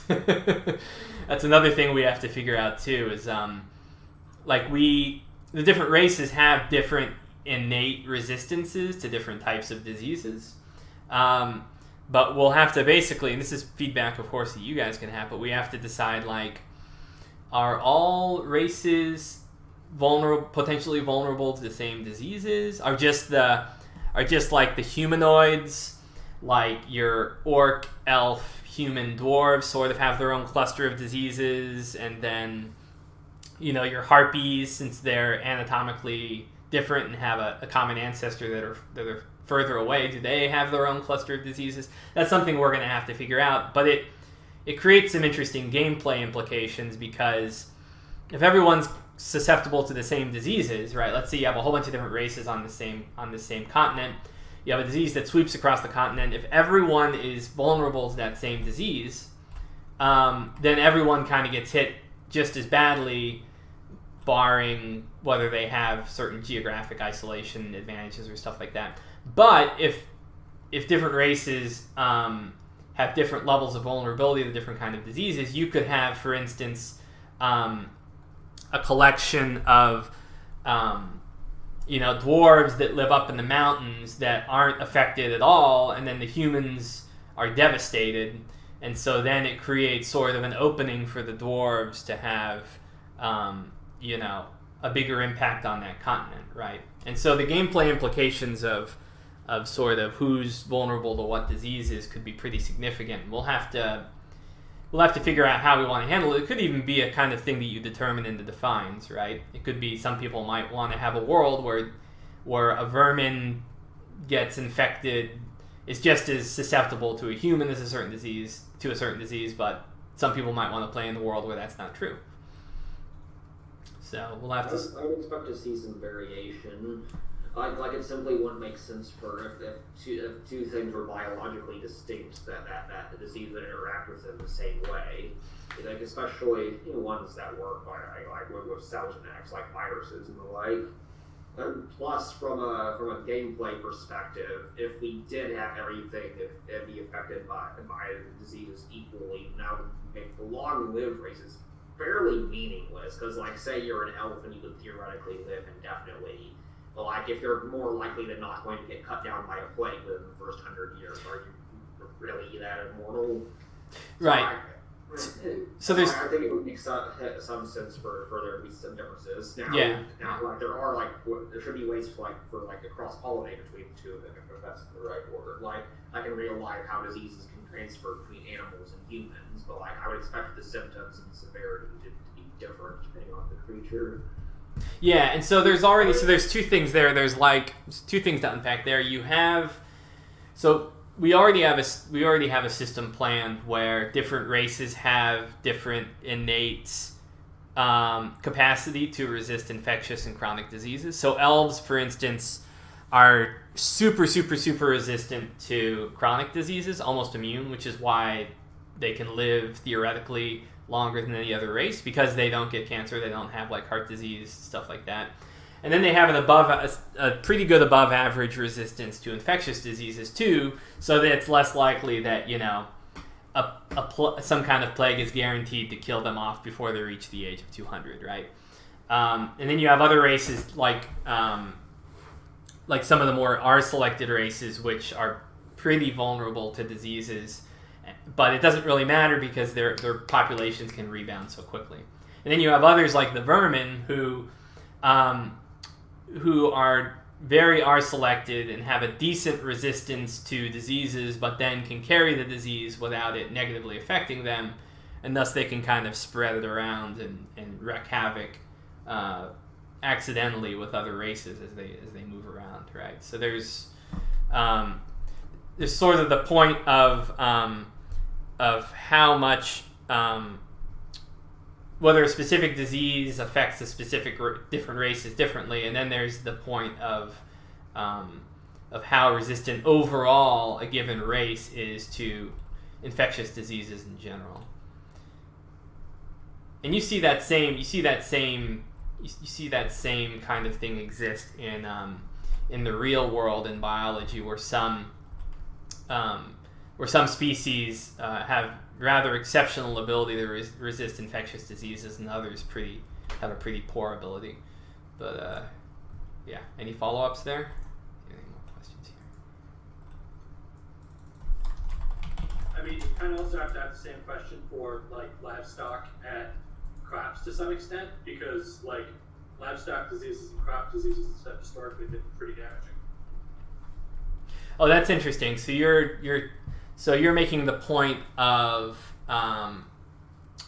you're making a point about not diseases that jump from animals to humans or intelligent races, but diseases that literally just rotate around in the livestock population and cause malnutrition to those that are raising them because your animals are dead and you can't eat now, right? Right. Like in today's like in today's modern economy, you know, like you get an outbreak of mad cow, you have to kill a couple herds. You know, the price of beef goes up.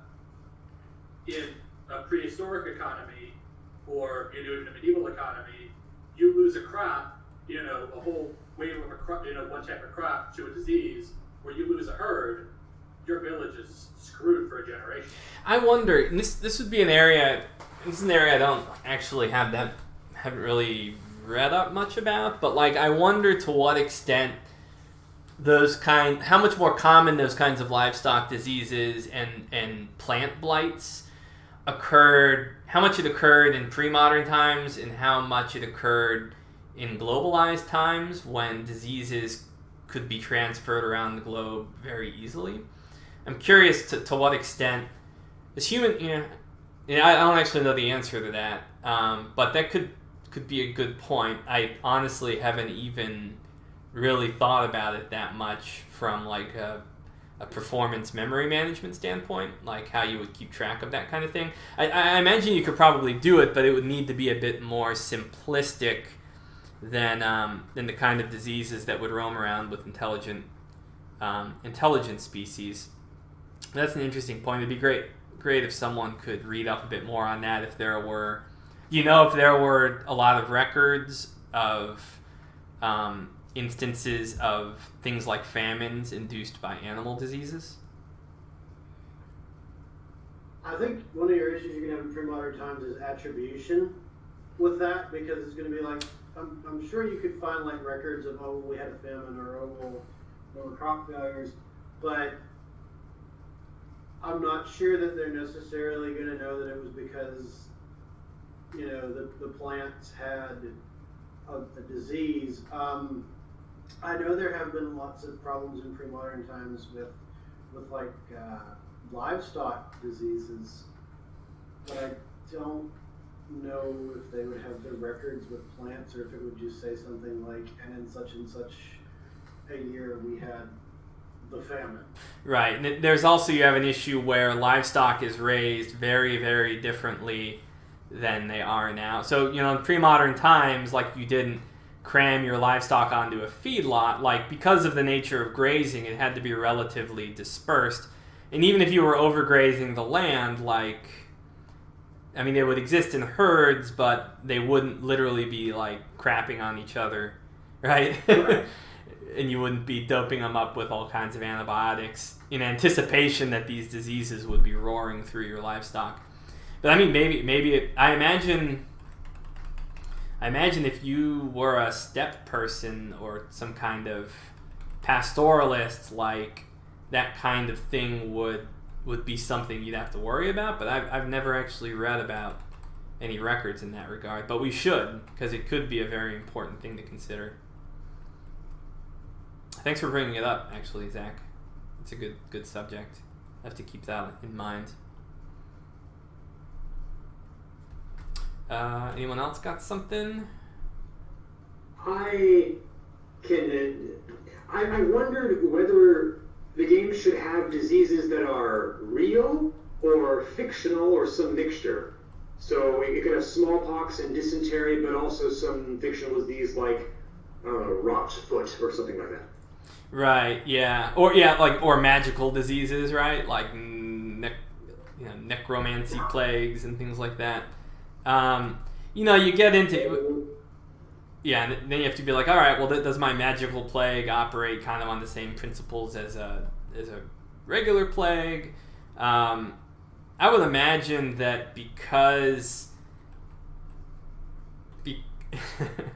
It's like, all right, well, if we're going to have, like, orcs that don't exist and elves that don't exist and high beavers that don't exist, like, we'll probably need some diseases, right, to accompany those fantasy races. Have some fantasy disease versions which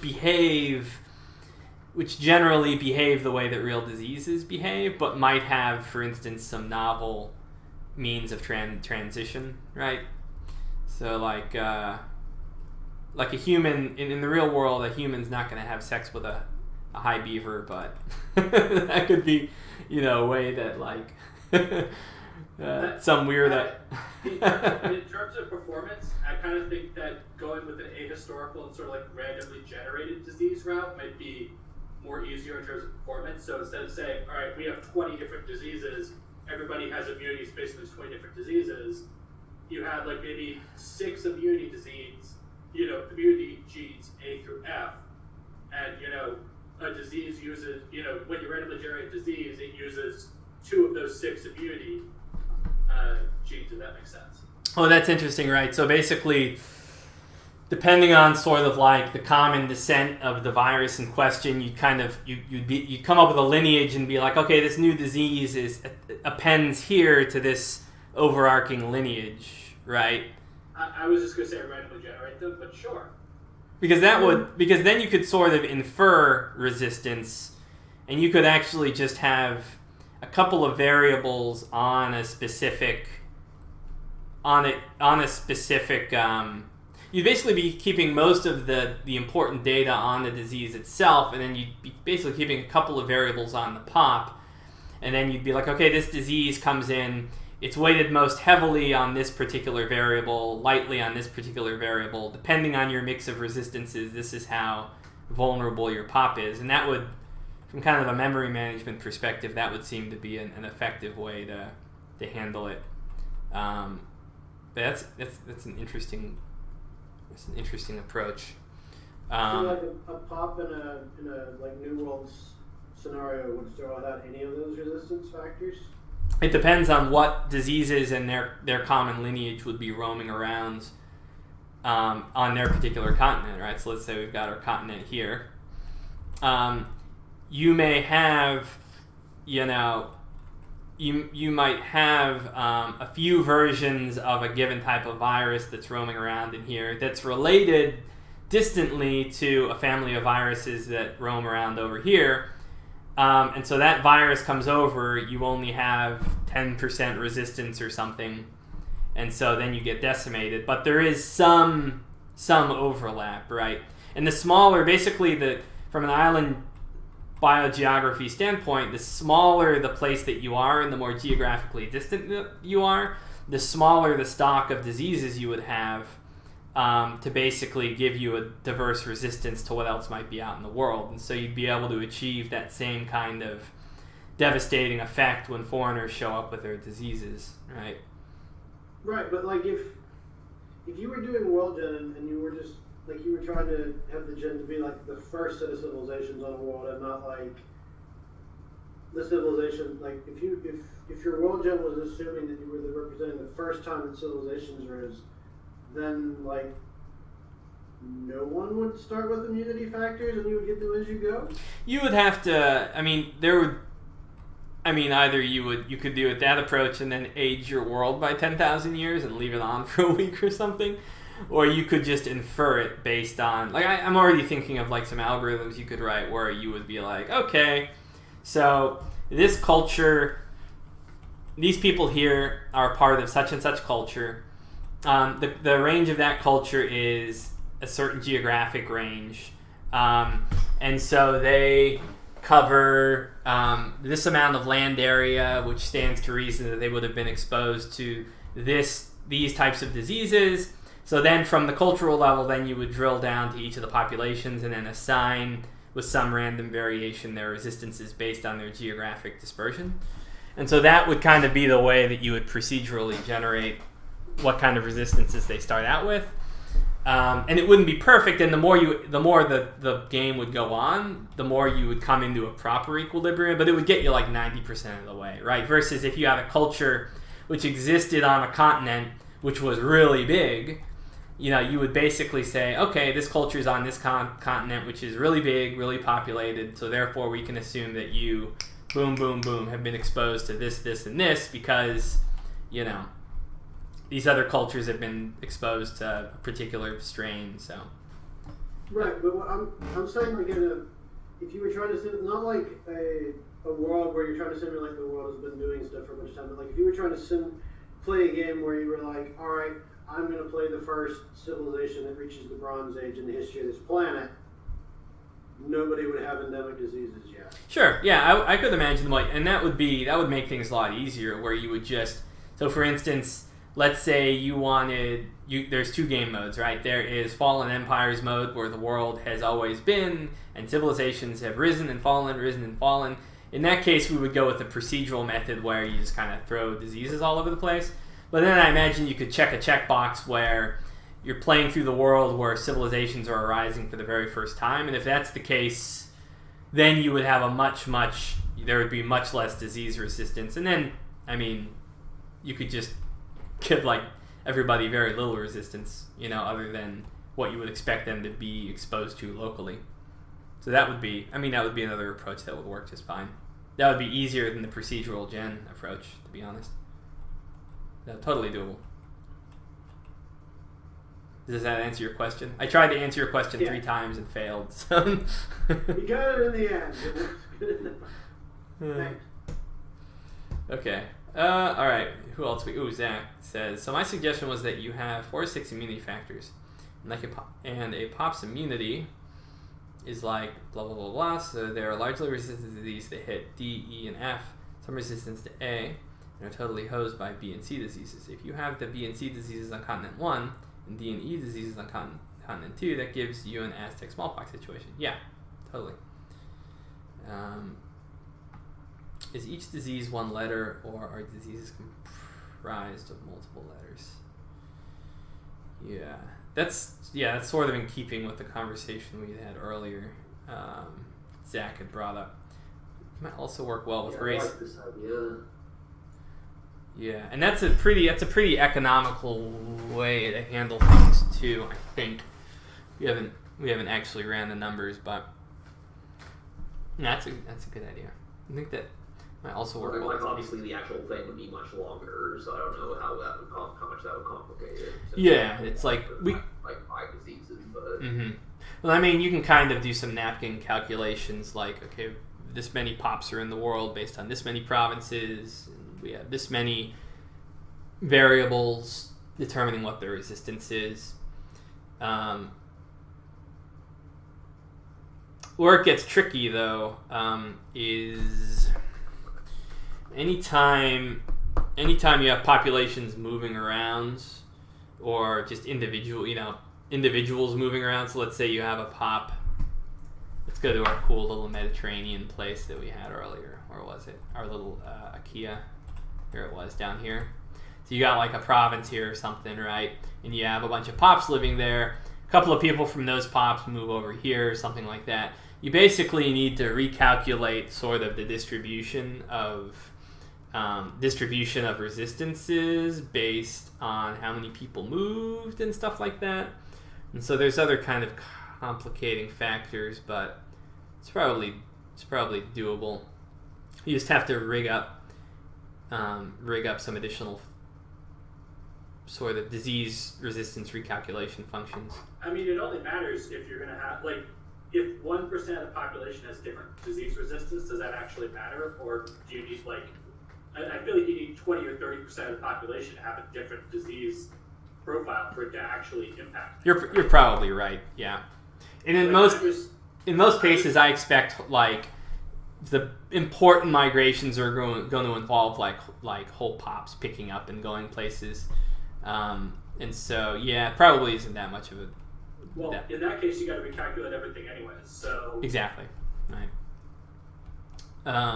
And you can infer too that with new births, assuming that maybe it's not the same for harpies. I'd have to read about what kind of antibodies get passed along from mother to children. But assuming that, if most of your animals are mammals and antibodies are being passed on through breastfeeding, then most of the antibodies would be conferred onto offspring. So you can just assume that when you have a new cohort of younglings come in, they just have the resistance of their parents. I mean, you kind of have to have some level of decay, otherwise you get to the point by year like 300 where everybody's immune to everything.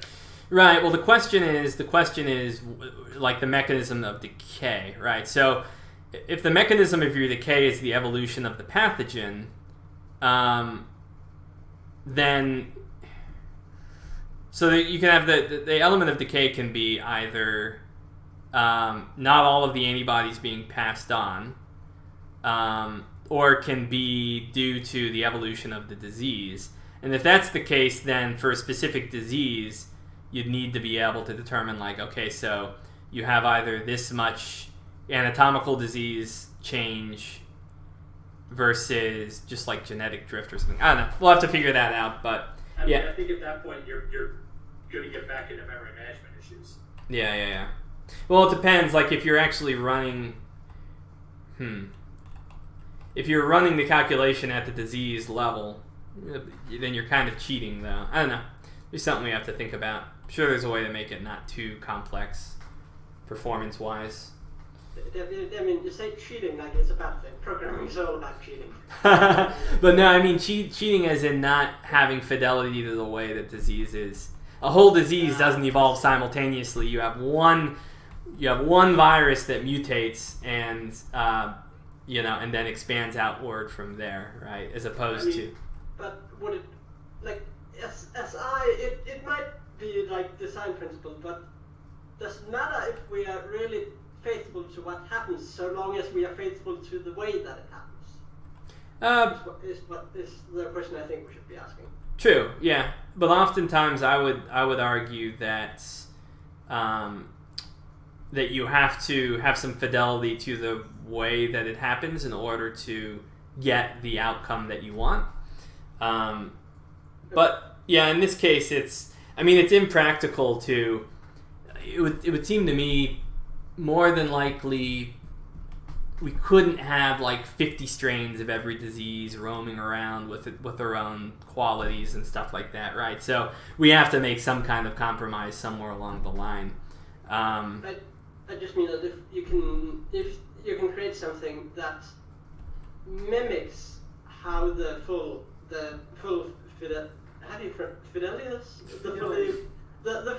faithful model behaves, then should it really matter if it doesn't obey the exact principles? Probably not. Right. It's always going to be.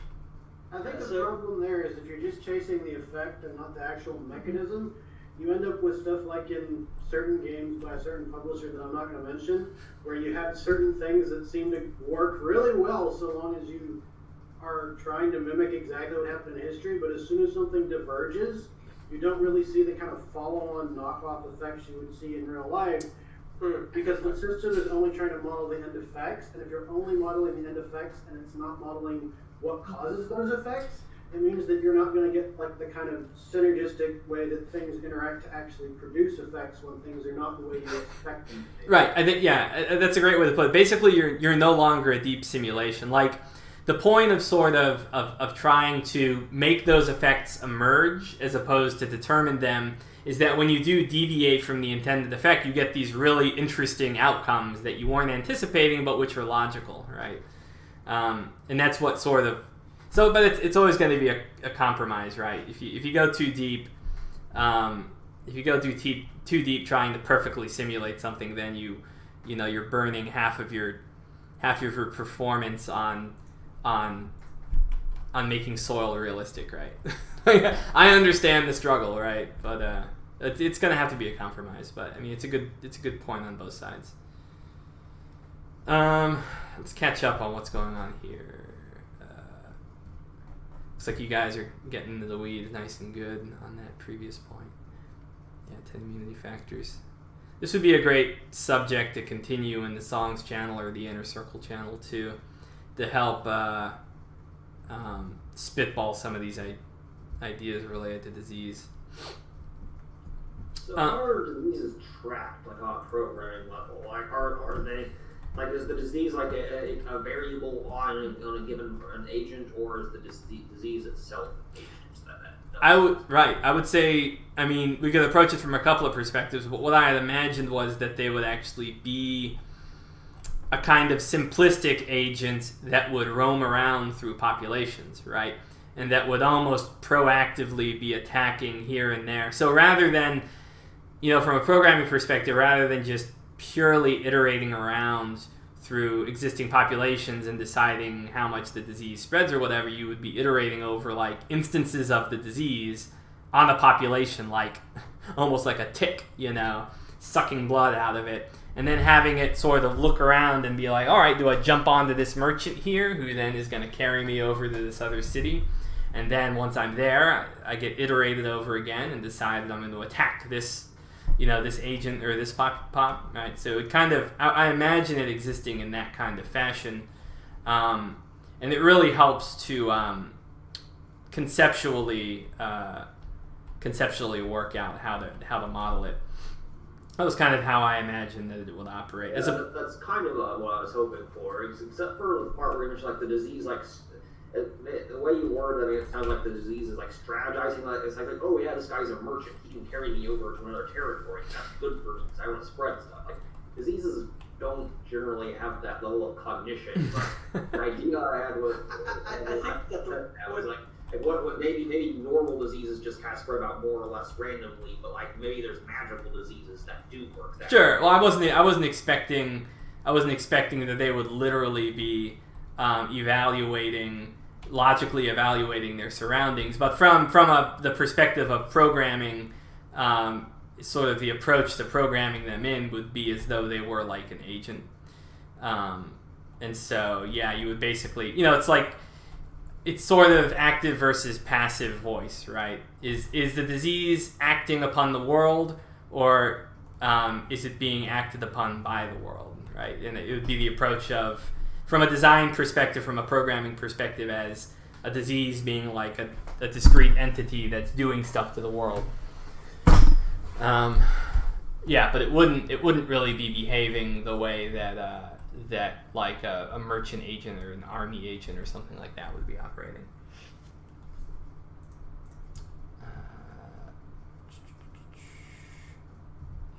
Something I wanted to bring up right before we get, so we don't forget it, is all of the other covariables that are, and I've mentioned it a few times, but all the other covariables that are related to the severity of diseases. And a lot of people think of diseases as just sort of having a static infection rate for a given population. But aside from just the ability of diseases to spread due to like geographic factors and connectivity between societies and people going from place to place, you also have the condition of the society itself and the people that live in it, right? And so what's been extremely common is that you tend to see disease outbreaks occur when things are already really bad, right? So there's a famine, and because you're malnourished, either calorically or nutritionally, your body has to economize, and so one of the things it has to economize on is the immune system, which makes you more vulnerable to diseases, which increases the R0 value of the disease. And so the condition of the people in a society will also be a major determinant of how diseases spread and how badly they tend to be, right? So before the Black Death, you basically had this horrible chain of events where I believe you had like a terrible drought followed by then terrible flooding, and so you had it was almost like the old world was a tinderbox waiting for a disease to go through. And so if people hadn't been facing those other challenges and they hadn't taken a hit to their immune system, there's a good chance that the pandemic may not have been as bad as it was. And so go ahead. It was basically a perfect storm? Say again? So it was basically a perfect storm? Perfect storm, yeah, absolutely. And so that's something that I don't want to say I'm excited about it, but like I can't wait to start killing people because they're malnourished. Kick them while they're down. No, like basically because we're intending to track the nutrition of people in game, of populations in game, we'll be able to use that as another variable that determines how bad a disease pandemic is. You know, in addition to like things like crowding and circumstances like that. You know, you can look at how many calories a given pop is getting, what their protein is like, what their other nutrition is like from things like spices, and then use that to determine, okay, well, how vulnerable is this population to infection? And so how well you're able to take care of your people, how well you can make sure their bellies are full will determine like whether they end up taking a hit when a disease rolls through. Yeah, so that's another. Any questions related to that subject? Actually, there was something I was meaning to ask before we moved on. Mostly related to like the computational / programming side of things. Those regions you see on stream, when we zoom a bit further in the static ones, how many of those are there approximately in the game? Oh, you mean as in sort of like the quote-unquote provinces? Yes, because I'm wondering if you could, like, you don't need, under reasonable assumptions, I think that, well, at least I think it's a reasonable assumption, that most people within the same province, like, the pops there, of the same race at least, will generally have the same resistance to a specific disease. So I was wondering if you could, instead of tracking it per pop, resistance to diseases, if instead of tracking that per pop level, you could track it on province level, and then allow for more detail that way, because I imagine that's significantly cheaper computationally. That's true. I mean, that's a possibility, right? And you could then, for instance, so that's a possibility where you could track resistance on the province, and then you would use that. Basically, you would be storing the variable there, and then when you calculate kind of infection, then you would drill down into the pops that are a part of that province and be like, okay, so these people here are malnourished, but these aren't. Exactly. Right. Yeah, that's a good point. Because yeah, certainly you're going to have obviously far fewer provinces than pops, because you have multiple pops in a province. So yeah, that's a good point. And this is going to be something that we're going to iterate over, obviously, for quite some time as we start to implement these factors. So, anyone have any comments or questions related to what we've discussed in the past 10 minutes? Particularly like When you said that the disease could be, from a programming perspective, and sort of an actor acting on the world, that made me think of intentional spreading of diseases, biological warfare, like the Mongols using catapults to launch rancid corpses of cows into besieged cities or something like that. Could that be in the game? I suspect. I mean, I think, from my understanding, I could be wrong, but from my understanding, in general, the idea of disease warfare in history is a bit overblown. But you would think that in a fantasy setting, especially with things like necromancers and whatnot, that it would be something that could occur. But I probably would think that it's not something that was super duper common, mainly just because the risk of screwing yourself. I mean, it's like, siege camps are already notoriously terrible for diseases, but then to start employing disease warfare, it would have to be something that is very deliberate, and you would have almost institutional knowledge and tradition of using it for that purpose. But one point that's related to what you mentioned is the ability of armies to transport diseases unintentionally, which was extremely common, right? It was one of the ways that the Black Death spread in North Africa, for instance. You had some emirs on military campaign moving the disease around. It's how one of the big reasons that it spread in along the Andes as well. And so that's another interesting point, because we all know, right? Armies are already spreading diseases. They're little petri dishes as is, right? As we all know from the kinds of attrition that occurred from military campaign. So that's another important point to consider. One of the reasons I think that a lot of the what would you call it, folklore about armies using biological warfare came up to begin with was because they were already infected with so many things. And so you can imagine situations where, like, the society being attacked is like, oh, they brought these diseases to intentionally use against us, when in fact in a lot of cases it was probably just like they were sick and the disease spread, and it wasn't necessarily something that was a conspiracy or something. But anyway, yeah, how would diseases affect armies in general actually is something a player brought up that I thought was a really good thing to go over.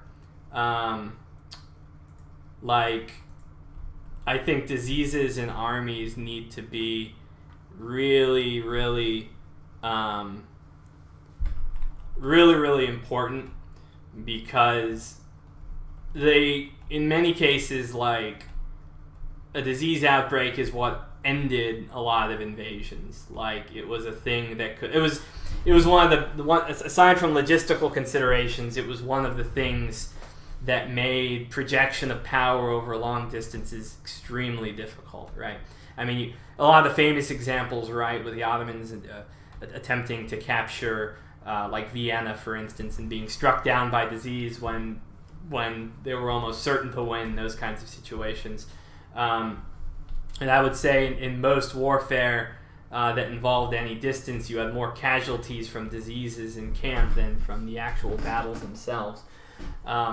And so that's something we absolutely want to be able to consider in game, because it for a couple of reasons. One of the most important ones in my mind is it's an excellent check on the power of large empires who are trying to move large armies over long distances in crammed ships and in crammed camps.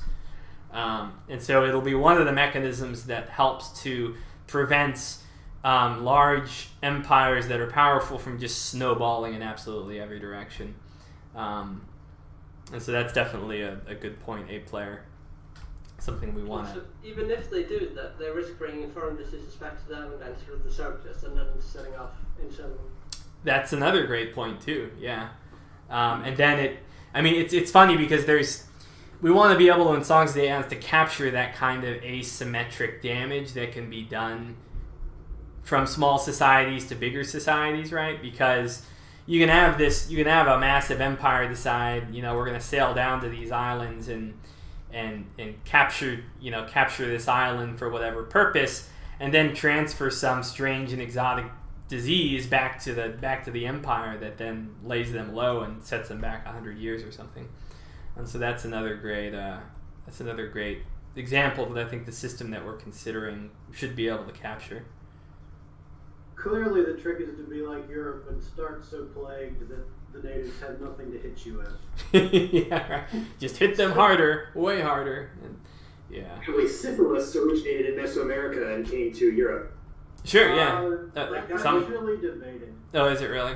Yeah, I think I heard that too. There's more recent studies that think it may not come from Mesoamerica, but it is one of those things that's not like 100% known. I mean, the Black Death came from Asia, right? Like, well, yes, but I was just specifically referring to like the New World, not to Asia. Asia obviously is where a lot of really unpleasant diseases have come from, sadly.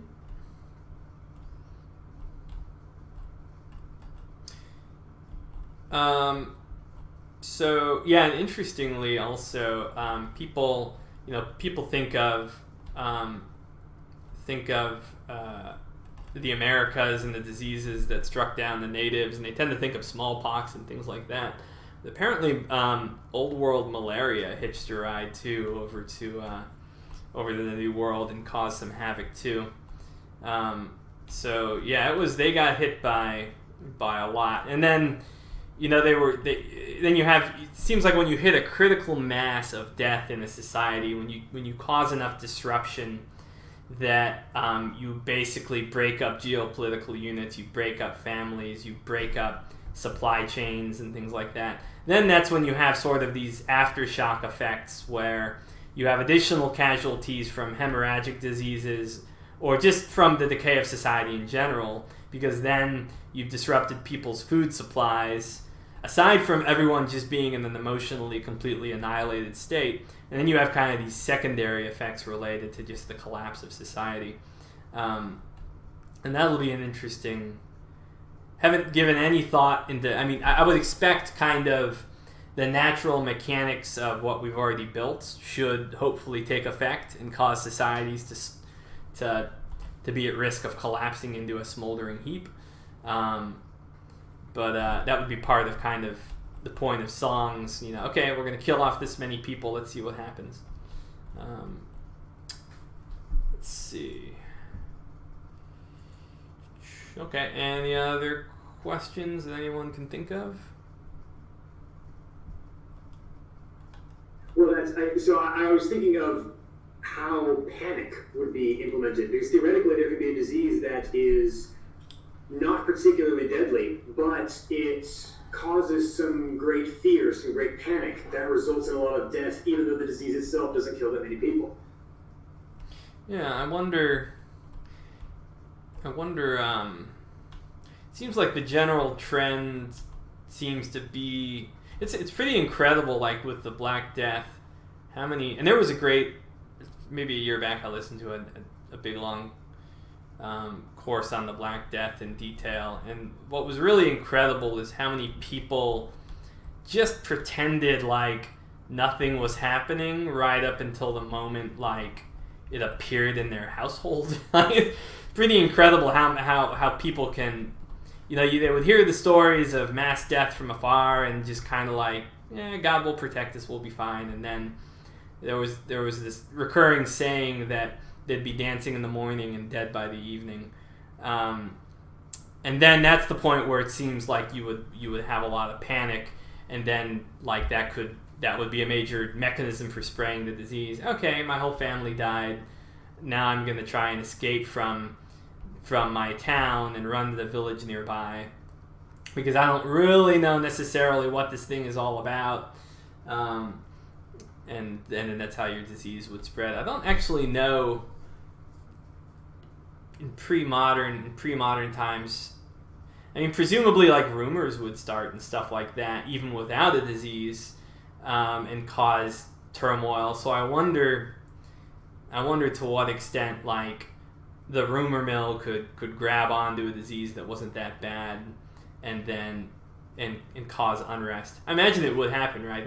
It seems like that would be the kind of thing you would want to you would kind of have some kind of event launch off of that kind of situation locally. If you're playing as like a local count or something, and a disease, a not terribly bad 5% casualty disease is passing through your province, and the rumors get started, and there's unrest, and suddenly people are blaming you for it for some reason, and you're trying to kill them because, you can imagine that kind of situation where you could have kind of an event chain launch off that, which could be interesting.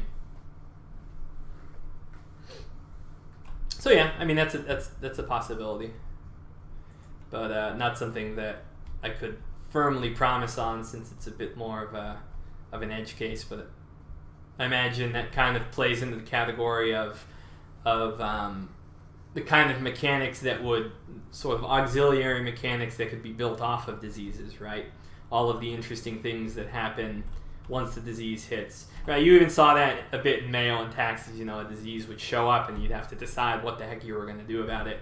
And you could almost imagine a situation where people overreact to it, and doing the right thing isn't necessarily in line with what people want you to do, and you got to figure out how to deal with it. Any follow-ups? This might be something that's been discussed in other contexts, but like in addition to how you do, in addition to like that, how do you know what the player knows necessarily about as the disease is spreading? Like, is the player going to have full visibility of everything that's happening, or are they only going to see like, oh, there's disease in this province, it's bad? I would imagine, depending on how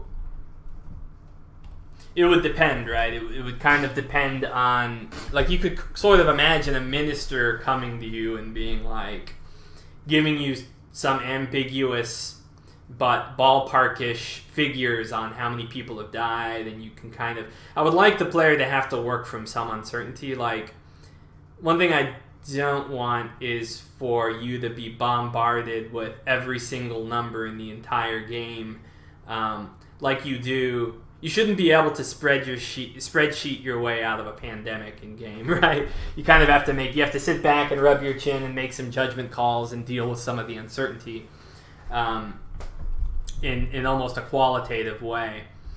But yeah, I guess if you, for instance, had a really great census system or something, a highly organized government, you could get like some pretty exact figures or something like that. That might be one of the reasons you would want to invest in an organized bureaucracy to begin with, right? It's to be able to get those kind of figures and act on them. But in general, in songs in general, like we want to avoid this sort of I am God, I know the position of every single molecule in the universe type of gameplay that you get in in games like Europa Universalis, right?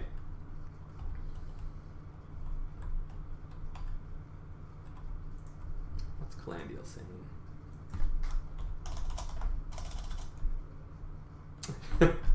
Hey, if you wanted to participate, you should have just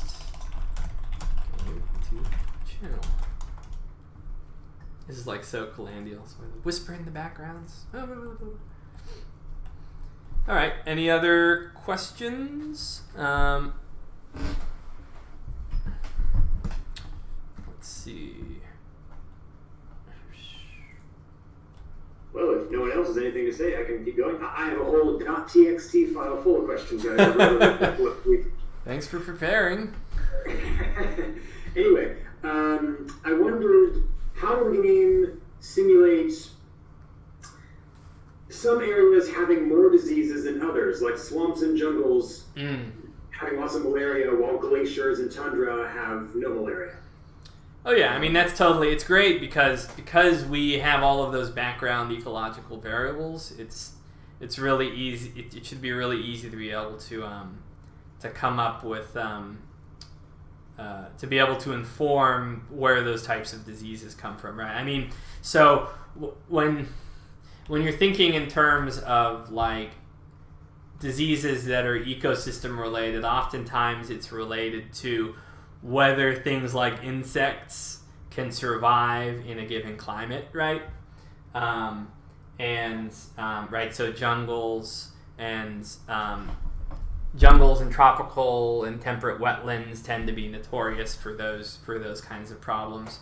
What's interesting though is like with wetlands, you have this peculiar case where wetlands simultaneously have health benefits, but also can be breeding grounds for insects that transmit diseases, because wetlands can efficiently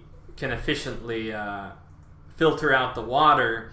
And so if you have a city up here which is dumping its piss and shit in the river, and the water's bouncing around in different wetlands along the way, then it's theoretic.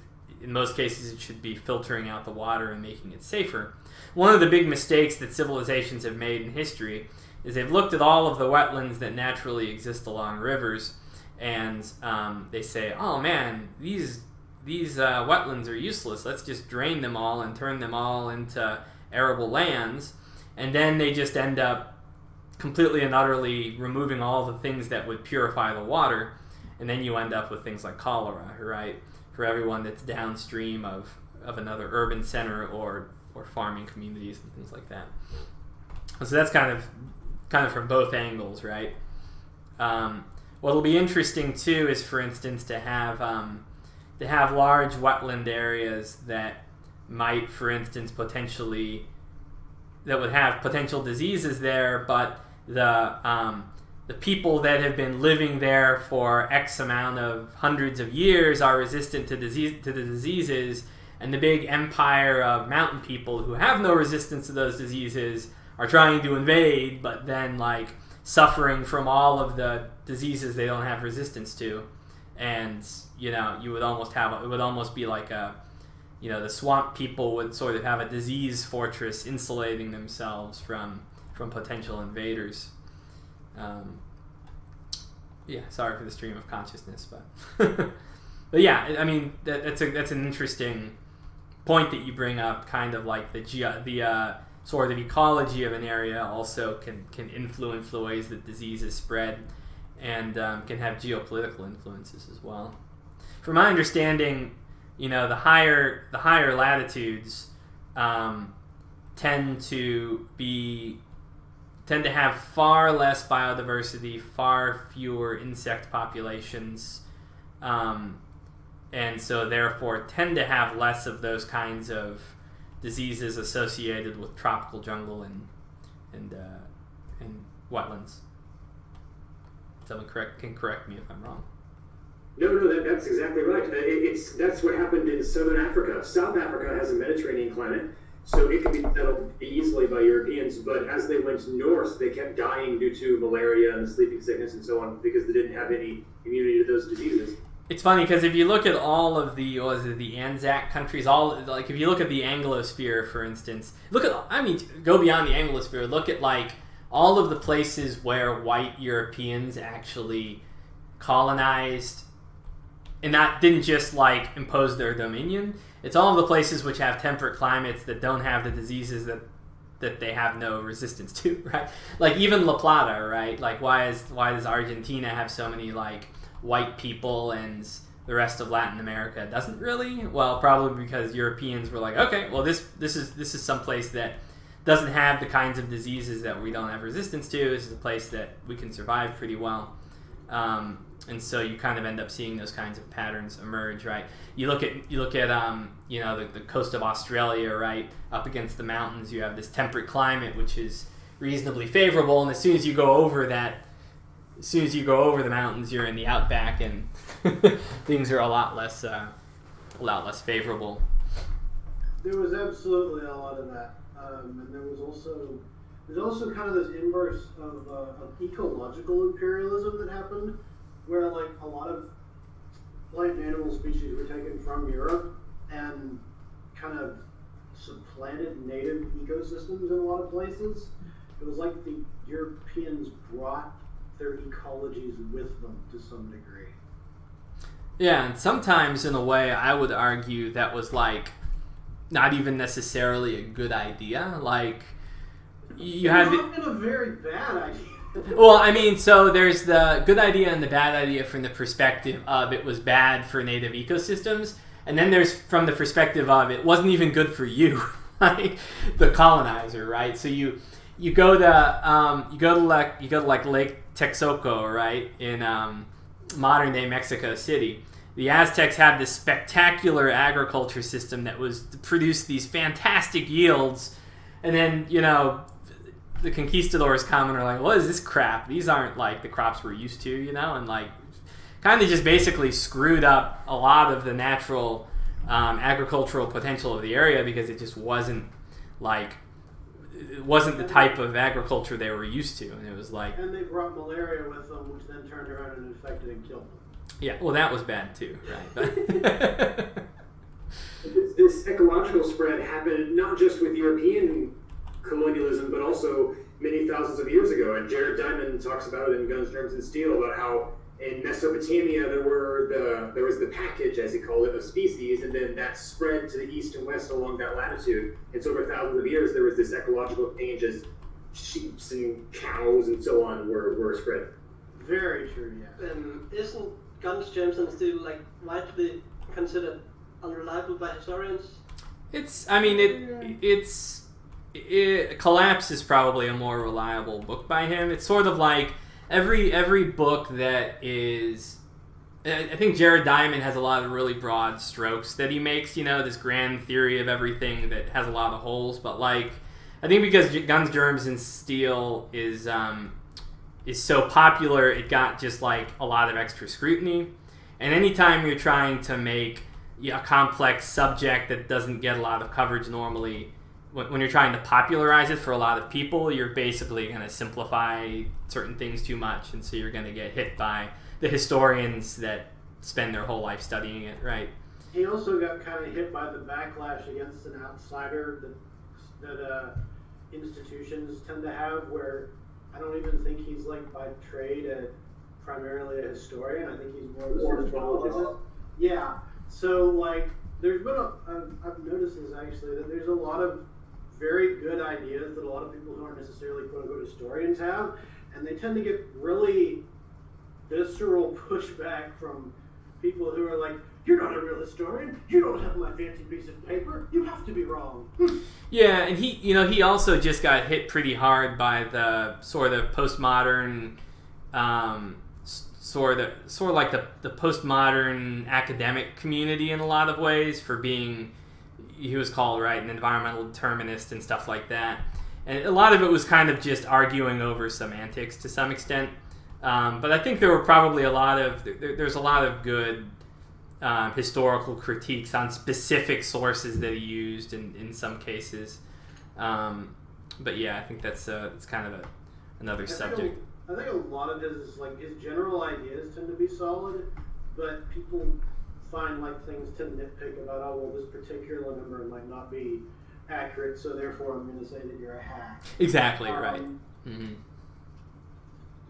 But yes, he absolutely is very much on the ecological determinist kind of scale. And there's I don't know. I remember when I was taking university classes, there was this. Oh, well, we want to introduce more of the idea of agency in the history, where yes, this particular group of people may have been horribly oppressed and murdered and slaughtered and killed by plagues, but we want to present history in such a way so as to not take away their agency. And I'm just like, they were horribly murdered and slaughtered. I'm pretty sure you, as a professor in the 21st century, saying something about them is not the worst thing that's going to happen. Right, exactly. Yeah, well, the whole, we've been accused of being environmentally deterministic or whatever. It's sort of a pejorative, right? I guess the idea is, if you were to take some sociology classes at university, environmental determinism would be a pejorative, right? And they would say oh, you think that the only thing that matters is the environment someone lived in, and there was no complex cultures or anything like that. But it's yes, that's true. Your entire culture developed because of your environment. Congratulations. But it's you have to make a nod to the fact that you have stochastic developments like that can drive cultures in interesting places. And it's like, okay, you literally wouldn't exist if you weren't living on land that was producing food for you or whatever. But yeah, it's by no means like I think it's Songs of the Aeons trying to just like reduce absolutely everything to, okay, you live in a desert, therefore you must be this way, or you're living in a jungle, therefore you must live this way. You know, that would defeat the entire purpose of what we're trying to do with sort of a living emergent world where things evolve, and you can have two radically different cultures that live in the same place but have things in common because they have to have similar lifestyles because of what they happen to be given with their environment, right? Right, because like if you're in the jungle and your culture is not jungle adapted, and you don't have modern technology where you can like order something on Amazon, you're gonna die. Yeah, and you're just not going to be, you're not going to have, for instance, too, the same kind of agriculture in a place. You're not going to be farming andesolic soils the same way that you would farm eudisols. You just can't. It's not as fertile. It doesn't have the same texture. It doesn't have the same alkalinity. Like, and so the way that you live is just going to be different than the way that someone lives somewhere else, you know. And that's determined by the environment. You just can't really get around that. There's lots of other things that can vary, but large parts of your culture will be based around, you know, how you make your food and how your farming cycles work, and you know, like, so. Yeah, for sure. As with all things, it's a mixture. I mean, even Jared Diamond noted that his model did not explain differences at a really small scale, so it could tell you why North Africa and Western Europe had different trajectories, but it couldn't tell you why different countries in Western Europe had different trajectories. Right, exactly, because they're all existed within the same kind of culture and the same kind of ecosystem. So then you're looking at like their own specific things, as opposed to like the vast scale of, well, here are the crops you grow and here are some of the traditions you follow. It's like, well, does your leader during this specific time period suck, or are you a free thinker, or whatever? Right, yeah, for sure. That's a good example. To kind of go on a different, like, in terms of determinism, if we're making a game that's supposed to be fun, on some level, like, we might need even more like, we might need less determinism than average, just in terms of, if I'm the player, and I, you know, wind up with a crappy hand, and, like, I can't win no matter what, then, like, I'm not going to play, you know. No, well, Zach, well, here's where you're totally wrong, because the player doesn't get to do anything. They just watch. It's completely determined. Everything. When we say environmental determinism, everything is determined. Well, I mean, obviously, but in terms of, you like, obviously have not watched enough Twitch streamers start as, like, OPMs. They released in 1600. I know that that's a playstyle. I know that that's a playstyle.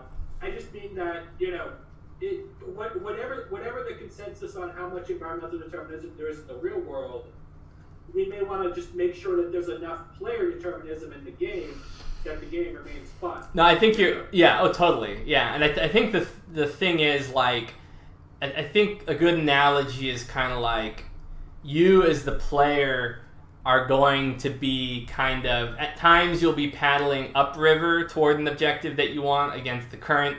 Other times the current will be flowing with you as you paddle, and it'll be easier to achieve the specific things that you want because your environment, the conditions around you are operating in your favor, right? And the question is when and at what times and at what resources you want to use to achieve certain objectives depending on their difficulty. So, you know, it could be that your culture is evolving in a particular direction toward a particular kind of agriculture, and you don't want them to, right? And you'll have to find mechanisms to prevent them from doing things like eroding vulnerable soils, right? And you'll have some agency in doing that, but you have to decide, like, okay, so how much of my capital do I want to use to fight this particular problem versus trying to solve a problem that's already kind of moving in my favor, right? And so it's kind of like I think the limitation in your agency is what should make the game interesting, right? You can't do everything all the time, and so you have to pick and choose your battles, and the strategy comes in where you sit back and you kind of have to weigh those different options, right? If that makes sense. But I think it's a great point, right? Because you need to make sure that you have enough agency in the game that you're not just going along for the ride in a hands-off test or something, right? I think because this is a fantasy game, there's a sort of easy way out of the determinism problem in the Magic. form of a magic system, where there could be a very deterministic world, but the player has access to, I don't know, some rain spell that could cause more rain to fall, and that would then allow better crops. Yeah, well, I mean, so I think that's one way, but I think conventional means, too, is a way to escape the determinism, because you'd be surprised. So, I mean, a great example is like the Amazonian civilizations that existed pre-Columbus, right? Who created these super deep, fertile soils that were very divergent of the oxasols that existed along the Amazon River, where they had a culture where they were able to create something very unique that hasn't existed since in a place that normally could not sustain the kind of agriculture that they were doing. Like, I think there's conventional ways to achieve that kind of new stable equilibrium, and just, you know, as a leader, you can attempt to encourage certain types of behavior. In history, you know, you have philosophers in Athens arguing about agricultural methods and contemplating whether they should, you know, basically pursue laws that would insist that people terrace their fields to prevent degradation of the soil column. And so I would assume as someone in government in the game, you would be able to try to pursue those same types of objectives, right? So I've given this example before, like if your culture is drifting toward a kind of a strip mining of the soils type of society that's chasing after quick agricultural gains, you could try to take notice of a fertility deity and raise them up as try to raise them up as like some kind of state deity to try to move the culture in the direction that you want, so that they have a different kind of lifestyle. Like, that's the kind of way I would expect that you would have agency. And maybe it doesn't work out, you know, and the toe is too strong toward a specific type of culture. It just would kind of depend on how many resources you put into it versus what else you might be attempting to do. Sorry, I ramble a lot, but once I get going.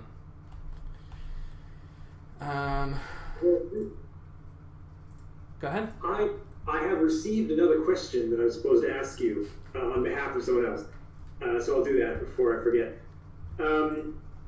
I'll read it verbatim. If you can ask how endemic outbreaks will be modeled, as they are kind of always going as far as I know. Well, if the person asking the question would like to mod that into the game, they are totally welcome. Yeah, that's a little top hat beaver, I'd say. There's a whole bunch of stuff going on in the stream chat too. Given how you said that you want the world to be cyclical or something along those lines, how do you prevent indefinite technological progression? Yeah, that's a question that comes up a lot, Polar Weiss, right? Basically, we want to have mechanisms. We want to have, similar to disturbance ecology, we want regular disturbance events like diseases, which are a part of that equation, to basically to go through the world and push things back to earlier states, not necessarily in such a way that you can't resist it.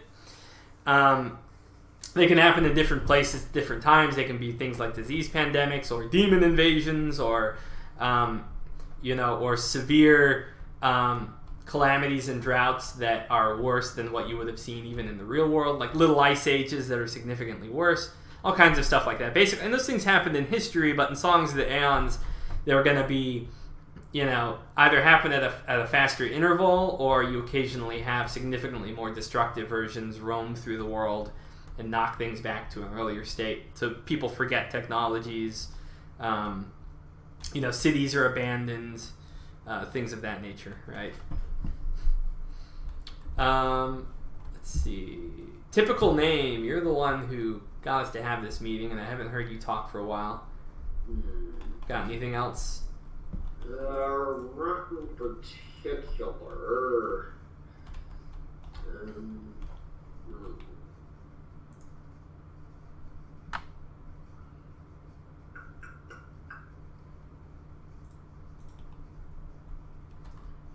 So how far along are we? I haven't followed this closely for a good long while. I mostly just show up to the council meetings. Yeah, so that's something I actually wanted to talk. I kind of went over a little bit earlier in the meeting here. Basically, I'd gotten a new job in computer science, thanks to Songs of the Eons, actually. And so I had basically a month or two period where I was adjusting there, and then I'd gotten back into songs for about 2 weeks, started working on vegetation, and then COVID hit, and then that blew absolutely everything up. But now everything's kind of settling down again. We're getting back to work again. So unfortunately, I'd say in about the past 5 months, disruptions have kind of disrupted the progress. We got Calandials worked on quite a few other quality of life things that needed to be done. We pretty much got, I'd say, about 80% of vegetation done, and we added in disturbance models to vegetation. Anyone who was watching some earlier streams would have seen all of the modeling that we did. I made a little Python model because I needed to learn PySpark for work, so I figured, let's do it in Python. Or we added in things like ecosystem growth with disturbances like wildfires, cold snaps, grazing animals, things like that. And so ecology should be pretty close around the corner. Recently, what I was working on in the past week or so was implementing seasonal water flow. Since we had seasonal weather patterns, we really wanted to be able to have things like seasonal water flow. And so you can see it changes based on what season you're in. And so you can have things like seasonal rivers too. And then that seasonal water flow will go on to inform how much water can exist in a tile. And so the plan from there on out is to take things like soil texture. Let's get our soil texture, which will determine how well water can be retained in the soil at a given place. And so you can have great rainfall patterns, but if you have really sandy soil or low organic soil, the water just goes right through it. And so plants can't really utilize it very well. Whereas if you have silty or loamy soil, water can penetrate and then be retained in there quite nicely, so that even if you have a drought for a few seasons, there's enough water stored inside of the soil to be able to survive. It'll also make tiles and ecosystems in those tiles more resistant to things like wildfires due to droughts, because there's sort of like a reservoir of water. It'll also allow us to calculate how much water ends up in the aquifers, for instance. So, for instance, there's two things that can happen with water that rains right onto the land. The water can go into the soil and then permeate down into a lower aquifer. Before any plants can grab it. Or if it rains in the given area and the water is retained in the soil for a long time, the roots of the plants grab the water, pull it up, use it for growth, but then release it in the atmosphere to change weather patterns too. So you'll end up with less of an aquifer beneath the surface, but more of that water will then be returned to the local area, effectively terraforming the environment, right, and allowing for more plants to grow. So those are all the things that we're working on now, and we should have by hopefully 0.2. We finally we're pretty close to integrating all of the various cycles involved with plant growth, right? So you have the climate cycle, And you have the water flow cycle based on that climate and all of the rainfall, humidity, temperature factors. And then that rainfall and water flow then will inform vegetation, right? And then the plants turn around and then inform the climate cycle again through evapotranspiration. And also by altering the amount of sunlight that reflects from the surface, things like that. And so why is this interesting for gameplay purposes? Well, humans are really good at transforming the environment and causing desertification by annihilating things like verdant forests. And so what you'll have is when the world is virgin and young, you'll have places like our little Achaea here that has sort of a drier climate. When the game starts, you can expect this area to be reasonably well forested, partly due to the feedback loop that results from plants grabbing the water that would otherwise permeate the soil and then releasing it in the atmosphere. Well, if you come through and you chop down all those trees in this Sahel and Mediterranean environment, there's a good chance that then the trees just don't come back for 1,000 years, and it changes weather patterns and changes the organic profile of the soil, which then makes it even harder for water to be retained in the soil, and you end up with this feedback loop due to human activity. And this is exactly what happened in the Mediterranean over the past 1,000 or so years. And so those are the kinds of gameplay implications that'll emerge dynamically through the systems that we've already constructed. We hope. If that is another long-winded answer to your question. Is this based mostly on real-world ecology, or are there also like fantasy biomes? Good question. So right now the idea is we target specific categories. On the tile level, we target specific categories of plants. Right? So we have grasses, shrubs, conifers, and broadleaves. Conifers also kind of encapsulate like smaller leaved, water efficient types of plants that tend to be like forest fire resistant. And so basically these different vegetation classes respond differently to different types of conditions on the ground. So some plants like broadleaves thrive and are extremely competitive when they exist in nice and wet conditions. Shrubs thrive in dry conditions and are fairly resistant to things like wildfires. Grasses grow extremely quickly. They need a moderate amount of water, but they are outcompeted by every single other type of class of plants. Conifers are most competitive in somewhat water-constrained situations, resistant to wildfires and things like that. And so what happens is you also end up having these disturbances like grazers and fires and things like that, which, because they'll happen on a regular basis, will keep certain environments at an equilibrium with different vegetation types. So for instance, a lot of grasslands that existed in modern times and in prehistory actually had enough water to successfully survive, for broadleaf trees to survive.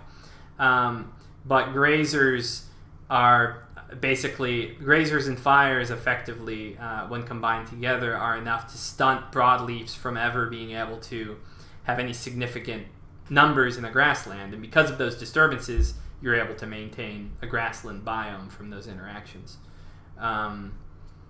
And the idea is that in any given tile, your vegetation distribution is constantly changing based on those disturbances. So you can have a period where a tile is nearly a grasslands, and then in 200 years from now, the tile could be mostly forest. It could be like 75% tree, 15% grass, 10% shrubs. And those distributions are constantly changing. And what we do from there is we then construct specific biomes for that tile based on the distribution of these different types of categories of plants.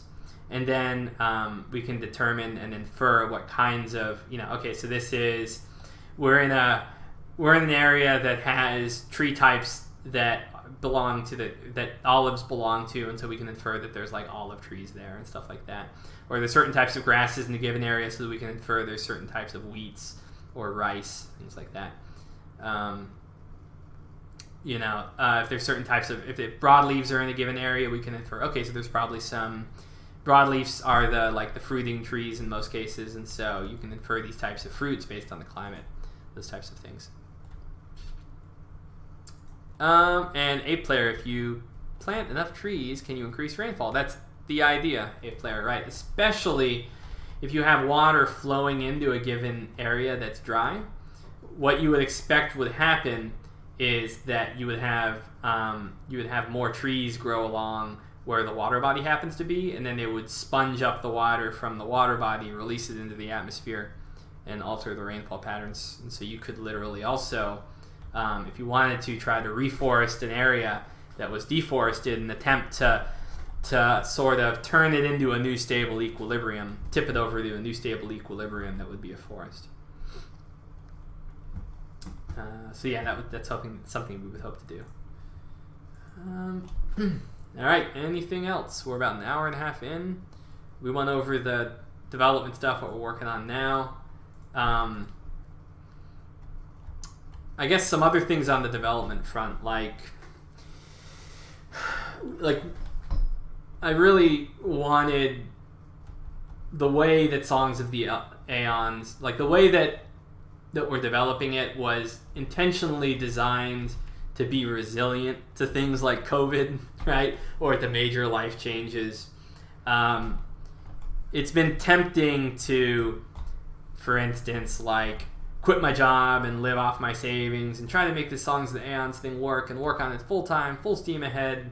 But that kind of approach, I feel like we're not at that point where we could do it safely. And I feel like if we were to do something like a Kickstarter and try and do it full time and then have it fail, that could be like the death of Songs of the Eons. And so at the current time, it's still kind of meant to be this very, very detailed side project that hopefully we can develop indefinitely with the current strategy. And hopefully one day, if either I can put away enough money, or if we can get a critical mass of fans and contributors or a saleable product, at that point, hopefully we can go at it full time. I would happily make much, much less working on songs than I do right now with my current job. But when you've got kids and stuff like that, you have to kind of... If I were single with no kids, I'd be happy to live in a shack somewhere and work on songs and live off of $500 a month or whatever, but no, I can't do that right now. But it is the dream, and I think about it every single day. And it's not anything that's gonna be abandoned anytime soon, unless I get hit by a truck or something.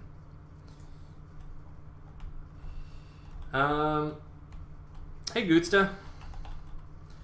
So, anyone got anything else they want to contribute, or anything else to discuss? On college, I was thinking. So hypothetically, like, what would it take to make say a mushroom island for Minecraft or something? Oh, like a alternative biome.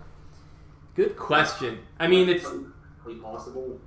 Well, see, that's the thing, and that's where it goes back to. I forget who had mentioned it, but the magic equation,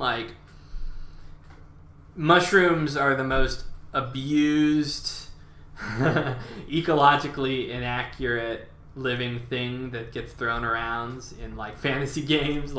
Mushrooms, you can just put them anywhere, and they eat they don't need sun, right? So they can grow anywhere, right? But it's stuff like mushrooms, fungus, they need something to feed. There has to be some other biological thing that they're feeding off of.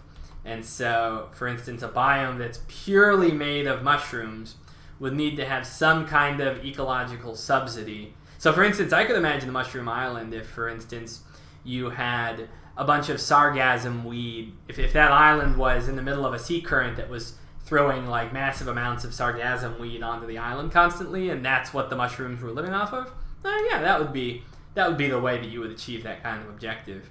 But there would need unless we were to just go the way of magic, then there would have to be some compelling ecological reason why you would see that kind of biome emerge. And, it could be. But there would just need to be some kind of compelling reason for it that's logically consistent with the rules that we have sort of the rules of physics as we've defined them. And I want to avoid just waving my hands and saying "'cause magic" as much as possible. But yeah, interesting question. Oh, can you hear me? Yes. Okay, so let me talk this. I'm sorry, I need to go into it.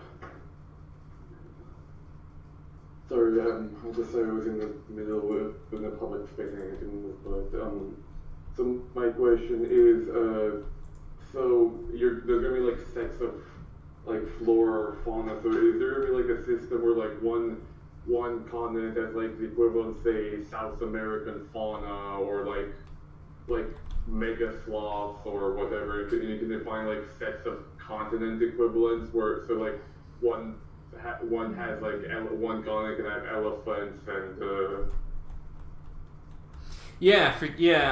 we would like to naturally. It's tricky because you can imagine how if you wanted to represent the more animals you try to represent, the more unique plants you try to represent, the more of a memory impact you're going to have, right? The more you have to determine each of their individual behaviors and how they might spread and things like that. But I would absolutely say that there would be some variation in distribution. Obviously,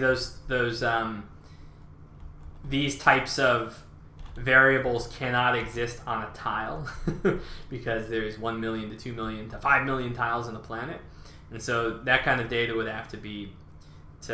You would probably, I would imagine, you'd have a tiered kind of situation where you would ask the question: all right, so how much of these things can we expect would be sort of existing in the background that sort of track their parent group of vegetation type, and how many of these things do you actually have to keep numbers for on like a province, right? So when you're dealing things like grazing with things like grazing animals or large predators and things like that, that's the kind of thing that you would keep as like a variable on a tile because they can have a significant impact on gameplay, right? So you can expect like a lot of pastoralists who rely on hunting and stuff like that would need to be following herds, and so population figures of the herds would matter.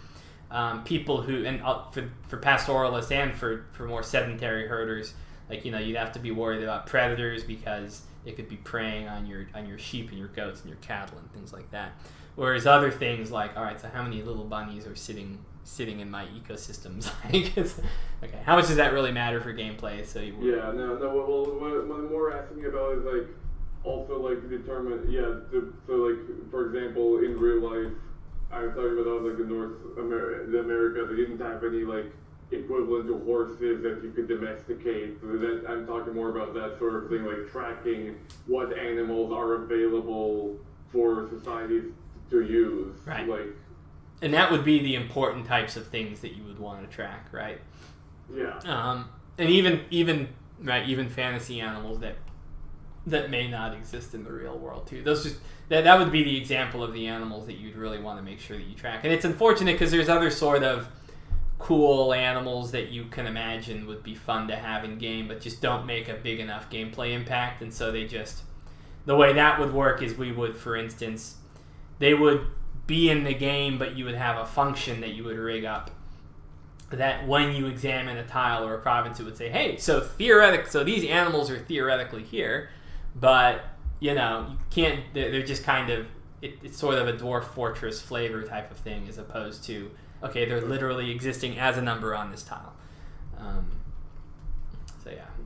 Yeah, actually, something about it that I was thinking about is that perhaps in that case, maybe we could also add like some more speculative things as well. Like, so for example, we could add like a set of fauna for like a hypothetical Antarctica that never, because like for the longest time Antarctica used to be green. So if you have like a polar continent in a world that isn't covered in ice, then you could say, oh, maybe we should give it like speculative Antarctic fauna, Yeah, that would be cool. And I think especially what would be fun in game 2 is to sort of plunk things that in history would have been ecologically viable in a given place, like horses on the grasslands of North America, right? And then like see what happens, see what would have been different in that kind of situation.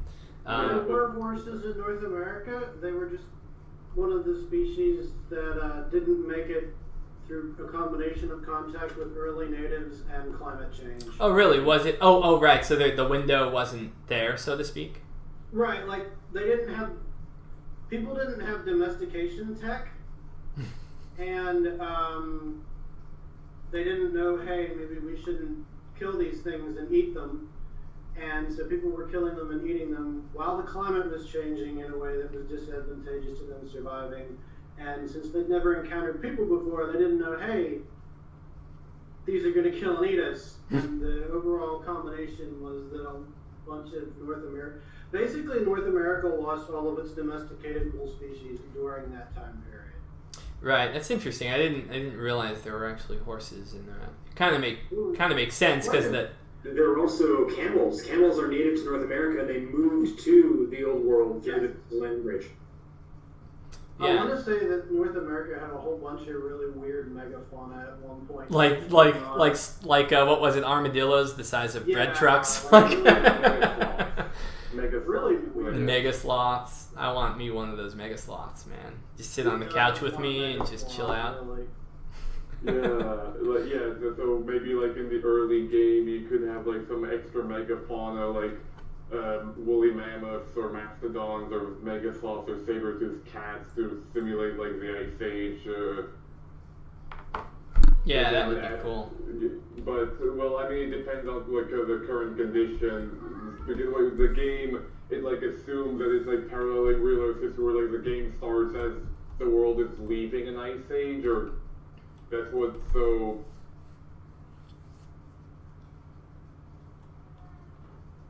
Is that? Sorry. That's what the standard default starting scenario is, that the game starts like around 8,000, the equivalent of like 8,000 BC, where the world has just left the Ice Age and humans are hunting down the last megafauna, that sort of thing, right? Well, it kind of, there's a whole nother angle to this too, in the sense that like monster ecology, like we haven't even touched on that. Like, so you had all this megafauna in prehistory, right? That made things interesting, but then like add into that, like, well, okay, what if they were semi-intelligent, like trolls and stuff like that, and how that would have made things more interesting, to say the least, for hunter-gatherers or even earlier civilizations, and how they interact with their ecology and stuff like that. That's a whole other factor that probably we can talk about in some future High Council meeting, I'm sure.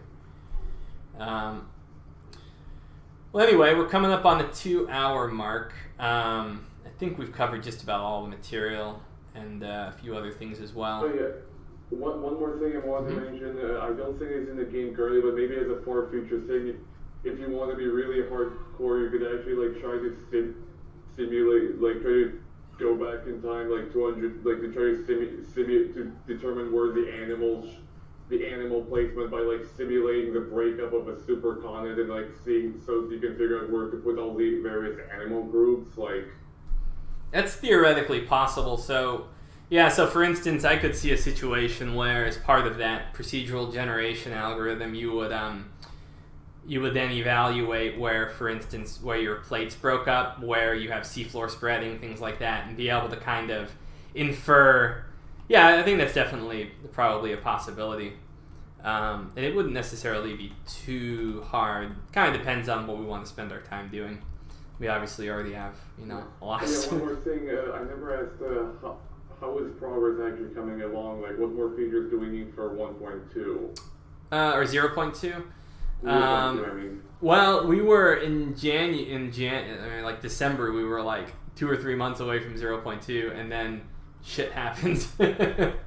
I think we're reasonably close now. It's so hard for me to make promises because I'm in Florida right now, and it is literally the epicenter of like the pandemic, and I've got kids that are high risk, and it's like I'm in a good groove now, but who knows what's gonna happen with just everything crazy that's going on right now. But I feel like vegetation could be, a month or two out.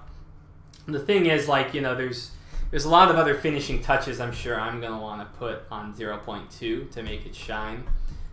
So for instance, there's little things like once you have vegetation in, then you actually have to redefine the satellite map mode and stuff like that to properly reflect when you have bare soil and what kind of color it is based on the bedrock that's exposed and what color things are based on the type of vegetation there and how hydrated it is. There's all kinds of little things that you can retool and retune, and depending on how much of an impact we want to make as far as its impression on the audience, that'll kind of determine how long it takes from that point, right? There's sort of like, all right, the mechanics are in, and then there's we're making an official release. We want people to be wowed by it, right? And that's the part that is hard for me to account for how long that would take. I mean, right now with the pandemic and with the economy on the rocks, and with me wanting to not lose my job in the middle of a recession, there could be a lot of things that interfere.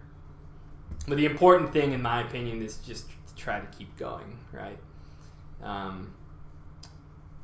Because that's long term. That's, I feel like, what's going to allow us to succeed. Oh yeah, one more thing. Have you actually done anything with modding? Are the plans fully moddable? In 0.2, will the plans be fully moddable, or? Yeah, sure. Yeah, some of the other junior developers have come up with packages of like Andidi, for instance, was working on some of that stuff with plants, and even technology packs and things like that. And so anytime anyone has any ideas, they can post, so we have a little archive of resources and things like that for future reference. But modding is, Calandriel's not here to talk about, but modding is kind of a little bit of a hot topic right now, how deep we want to go with it, because there's this dig. Initially we're like, make everything moddable, yay! But then we began to realize, the more we want things to be moddable, the more it actually takes away from a lot of other potential resources, not just in development time, but also just in performance and sort of a conciliant structure for the game. Yeah, but I guess that's okay. All I want to know is that people will be able to make our own plants or animals, Oops, that was a mayonnaise, right? Oops, sorry. Yes, it was a mayonnaise who would come up with some of the packs. You guys need to not have the same letters starting in your names. Sorry, but go. Yeah, that should be totally doable. All right, great. That's all I need to know. Thanks. All right, so I guess let's go ahead and pack things in. Thanks everyone for showing up, and again, thanks No Name, or Typical Name, for urging us to do this, because it was definitely long overdue, and I shall continue to attempt to stream as often as I can and continue to move things forward. Go ahead and keep the Discord community alive too, because it's something that's I swing by every day and still value people's feedback. Thanks everyone. These supposed to occur monthly, right? They're supposed to occur monthly. Whether that's practical, and maybe it will be practical. But maybe they're not always as long. Whatever, we'll see. Yeah, let's try to get into some kind of rhythm with these meetings. They're also they can be kind of inspirational too. But when there's not a lot of development time, and when most of my development time is going to be on the weekends, these meetings ultimately will end up subtracting from the time that I have for development. So it might be good to do it once a month for an hour or something like that. That might be a good idea. I mean, it seems like it'd be kind of hard to get to plan on that when it's we don't want to get too far ahead of what's actually getting built in this design discussion, I feel like. That's a good point. Yes, because then we'll just run out of things to talk about, or it'll get so far ahead that we're just having to equivocate about everything we say. Okay, well that's a little too far ahead to really, these meetings are kind of meant for people who have either contributed a lot in the past or people who are contributing a lot now to be able to get their ideas out and to have some influence on development and to help inspire us too. And so I think as long as we can specify that a lot of what's discussed in these conversations aren't like set in stone in most cases, then I think we should be pretty safe. But I do agree that if it's too frequent and development isn't moving fast enough, we could just kind of be retreading the same territory over and over again, or just run out of things to talk about. But we'll see. We'll kind of gauge it. We'll gauge it with how quickly development is going, because we may have a lot to talk about at any given moment. Or like it could just be, in the inner circle channel, if someone comes up with something that's really compelling that we can talk about, then maybe that's the time to have a meeting and discuss it. Stay engaged. But yeah, things are less chaotic, at least for now, so hopefully we can have more meetings than once every 5 months or something, 6 months. All right. Well, thanks, guys. I'll see you later. Thank you for having us. Thank you for coming. Thank you for contributing. Thank you for your service. Bye.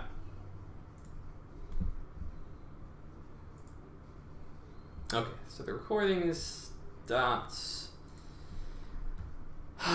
Okay, so whatever the case, I'm debating. I need to do some work for my job. I'm debating about whether I should finish ICE now or whether I should work on that. Whatever the case, I think I need to take a break for a while. So I will see you guys later, okay?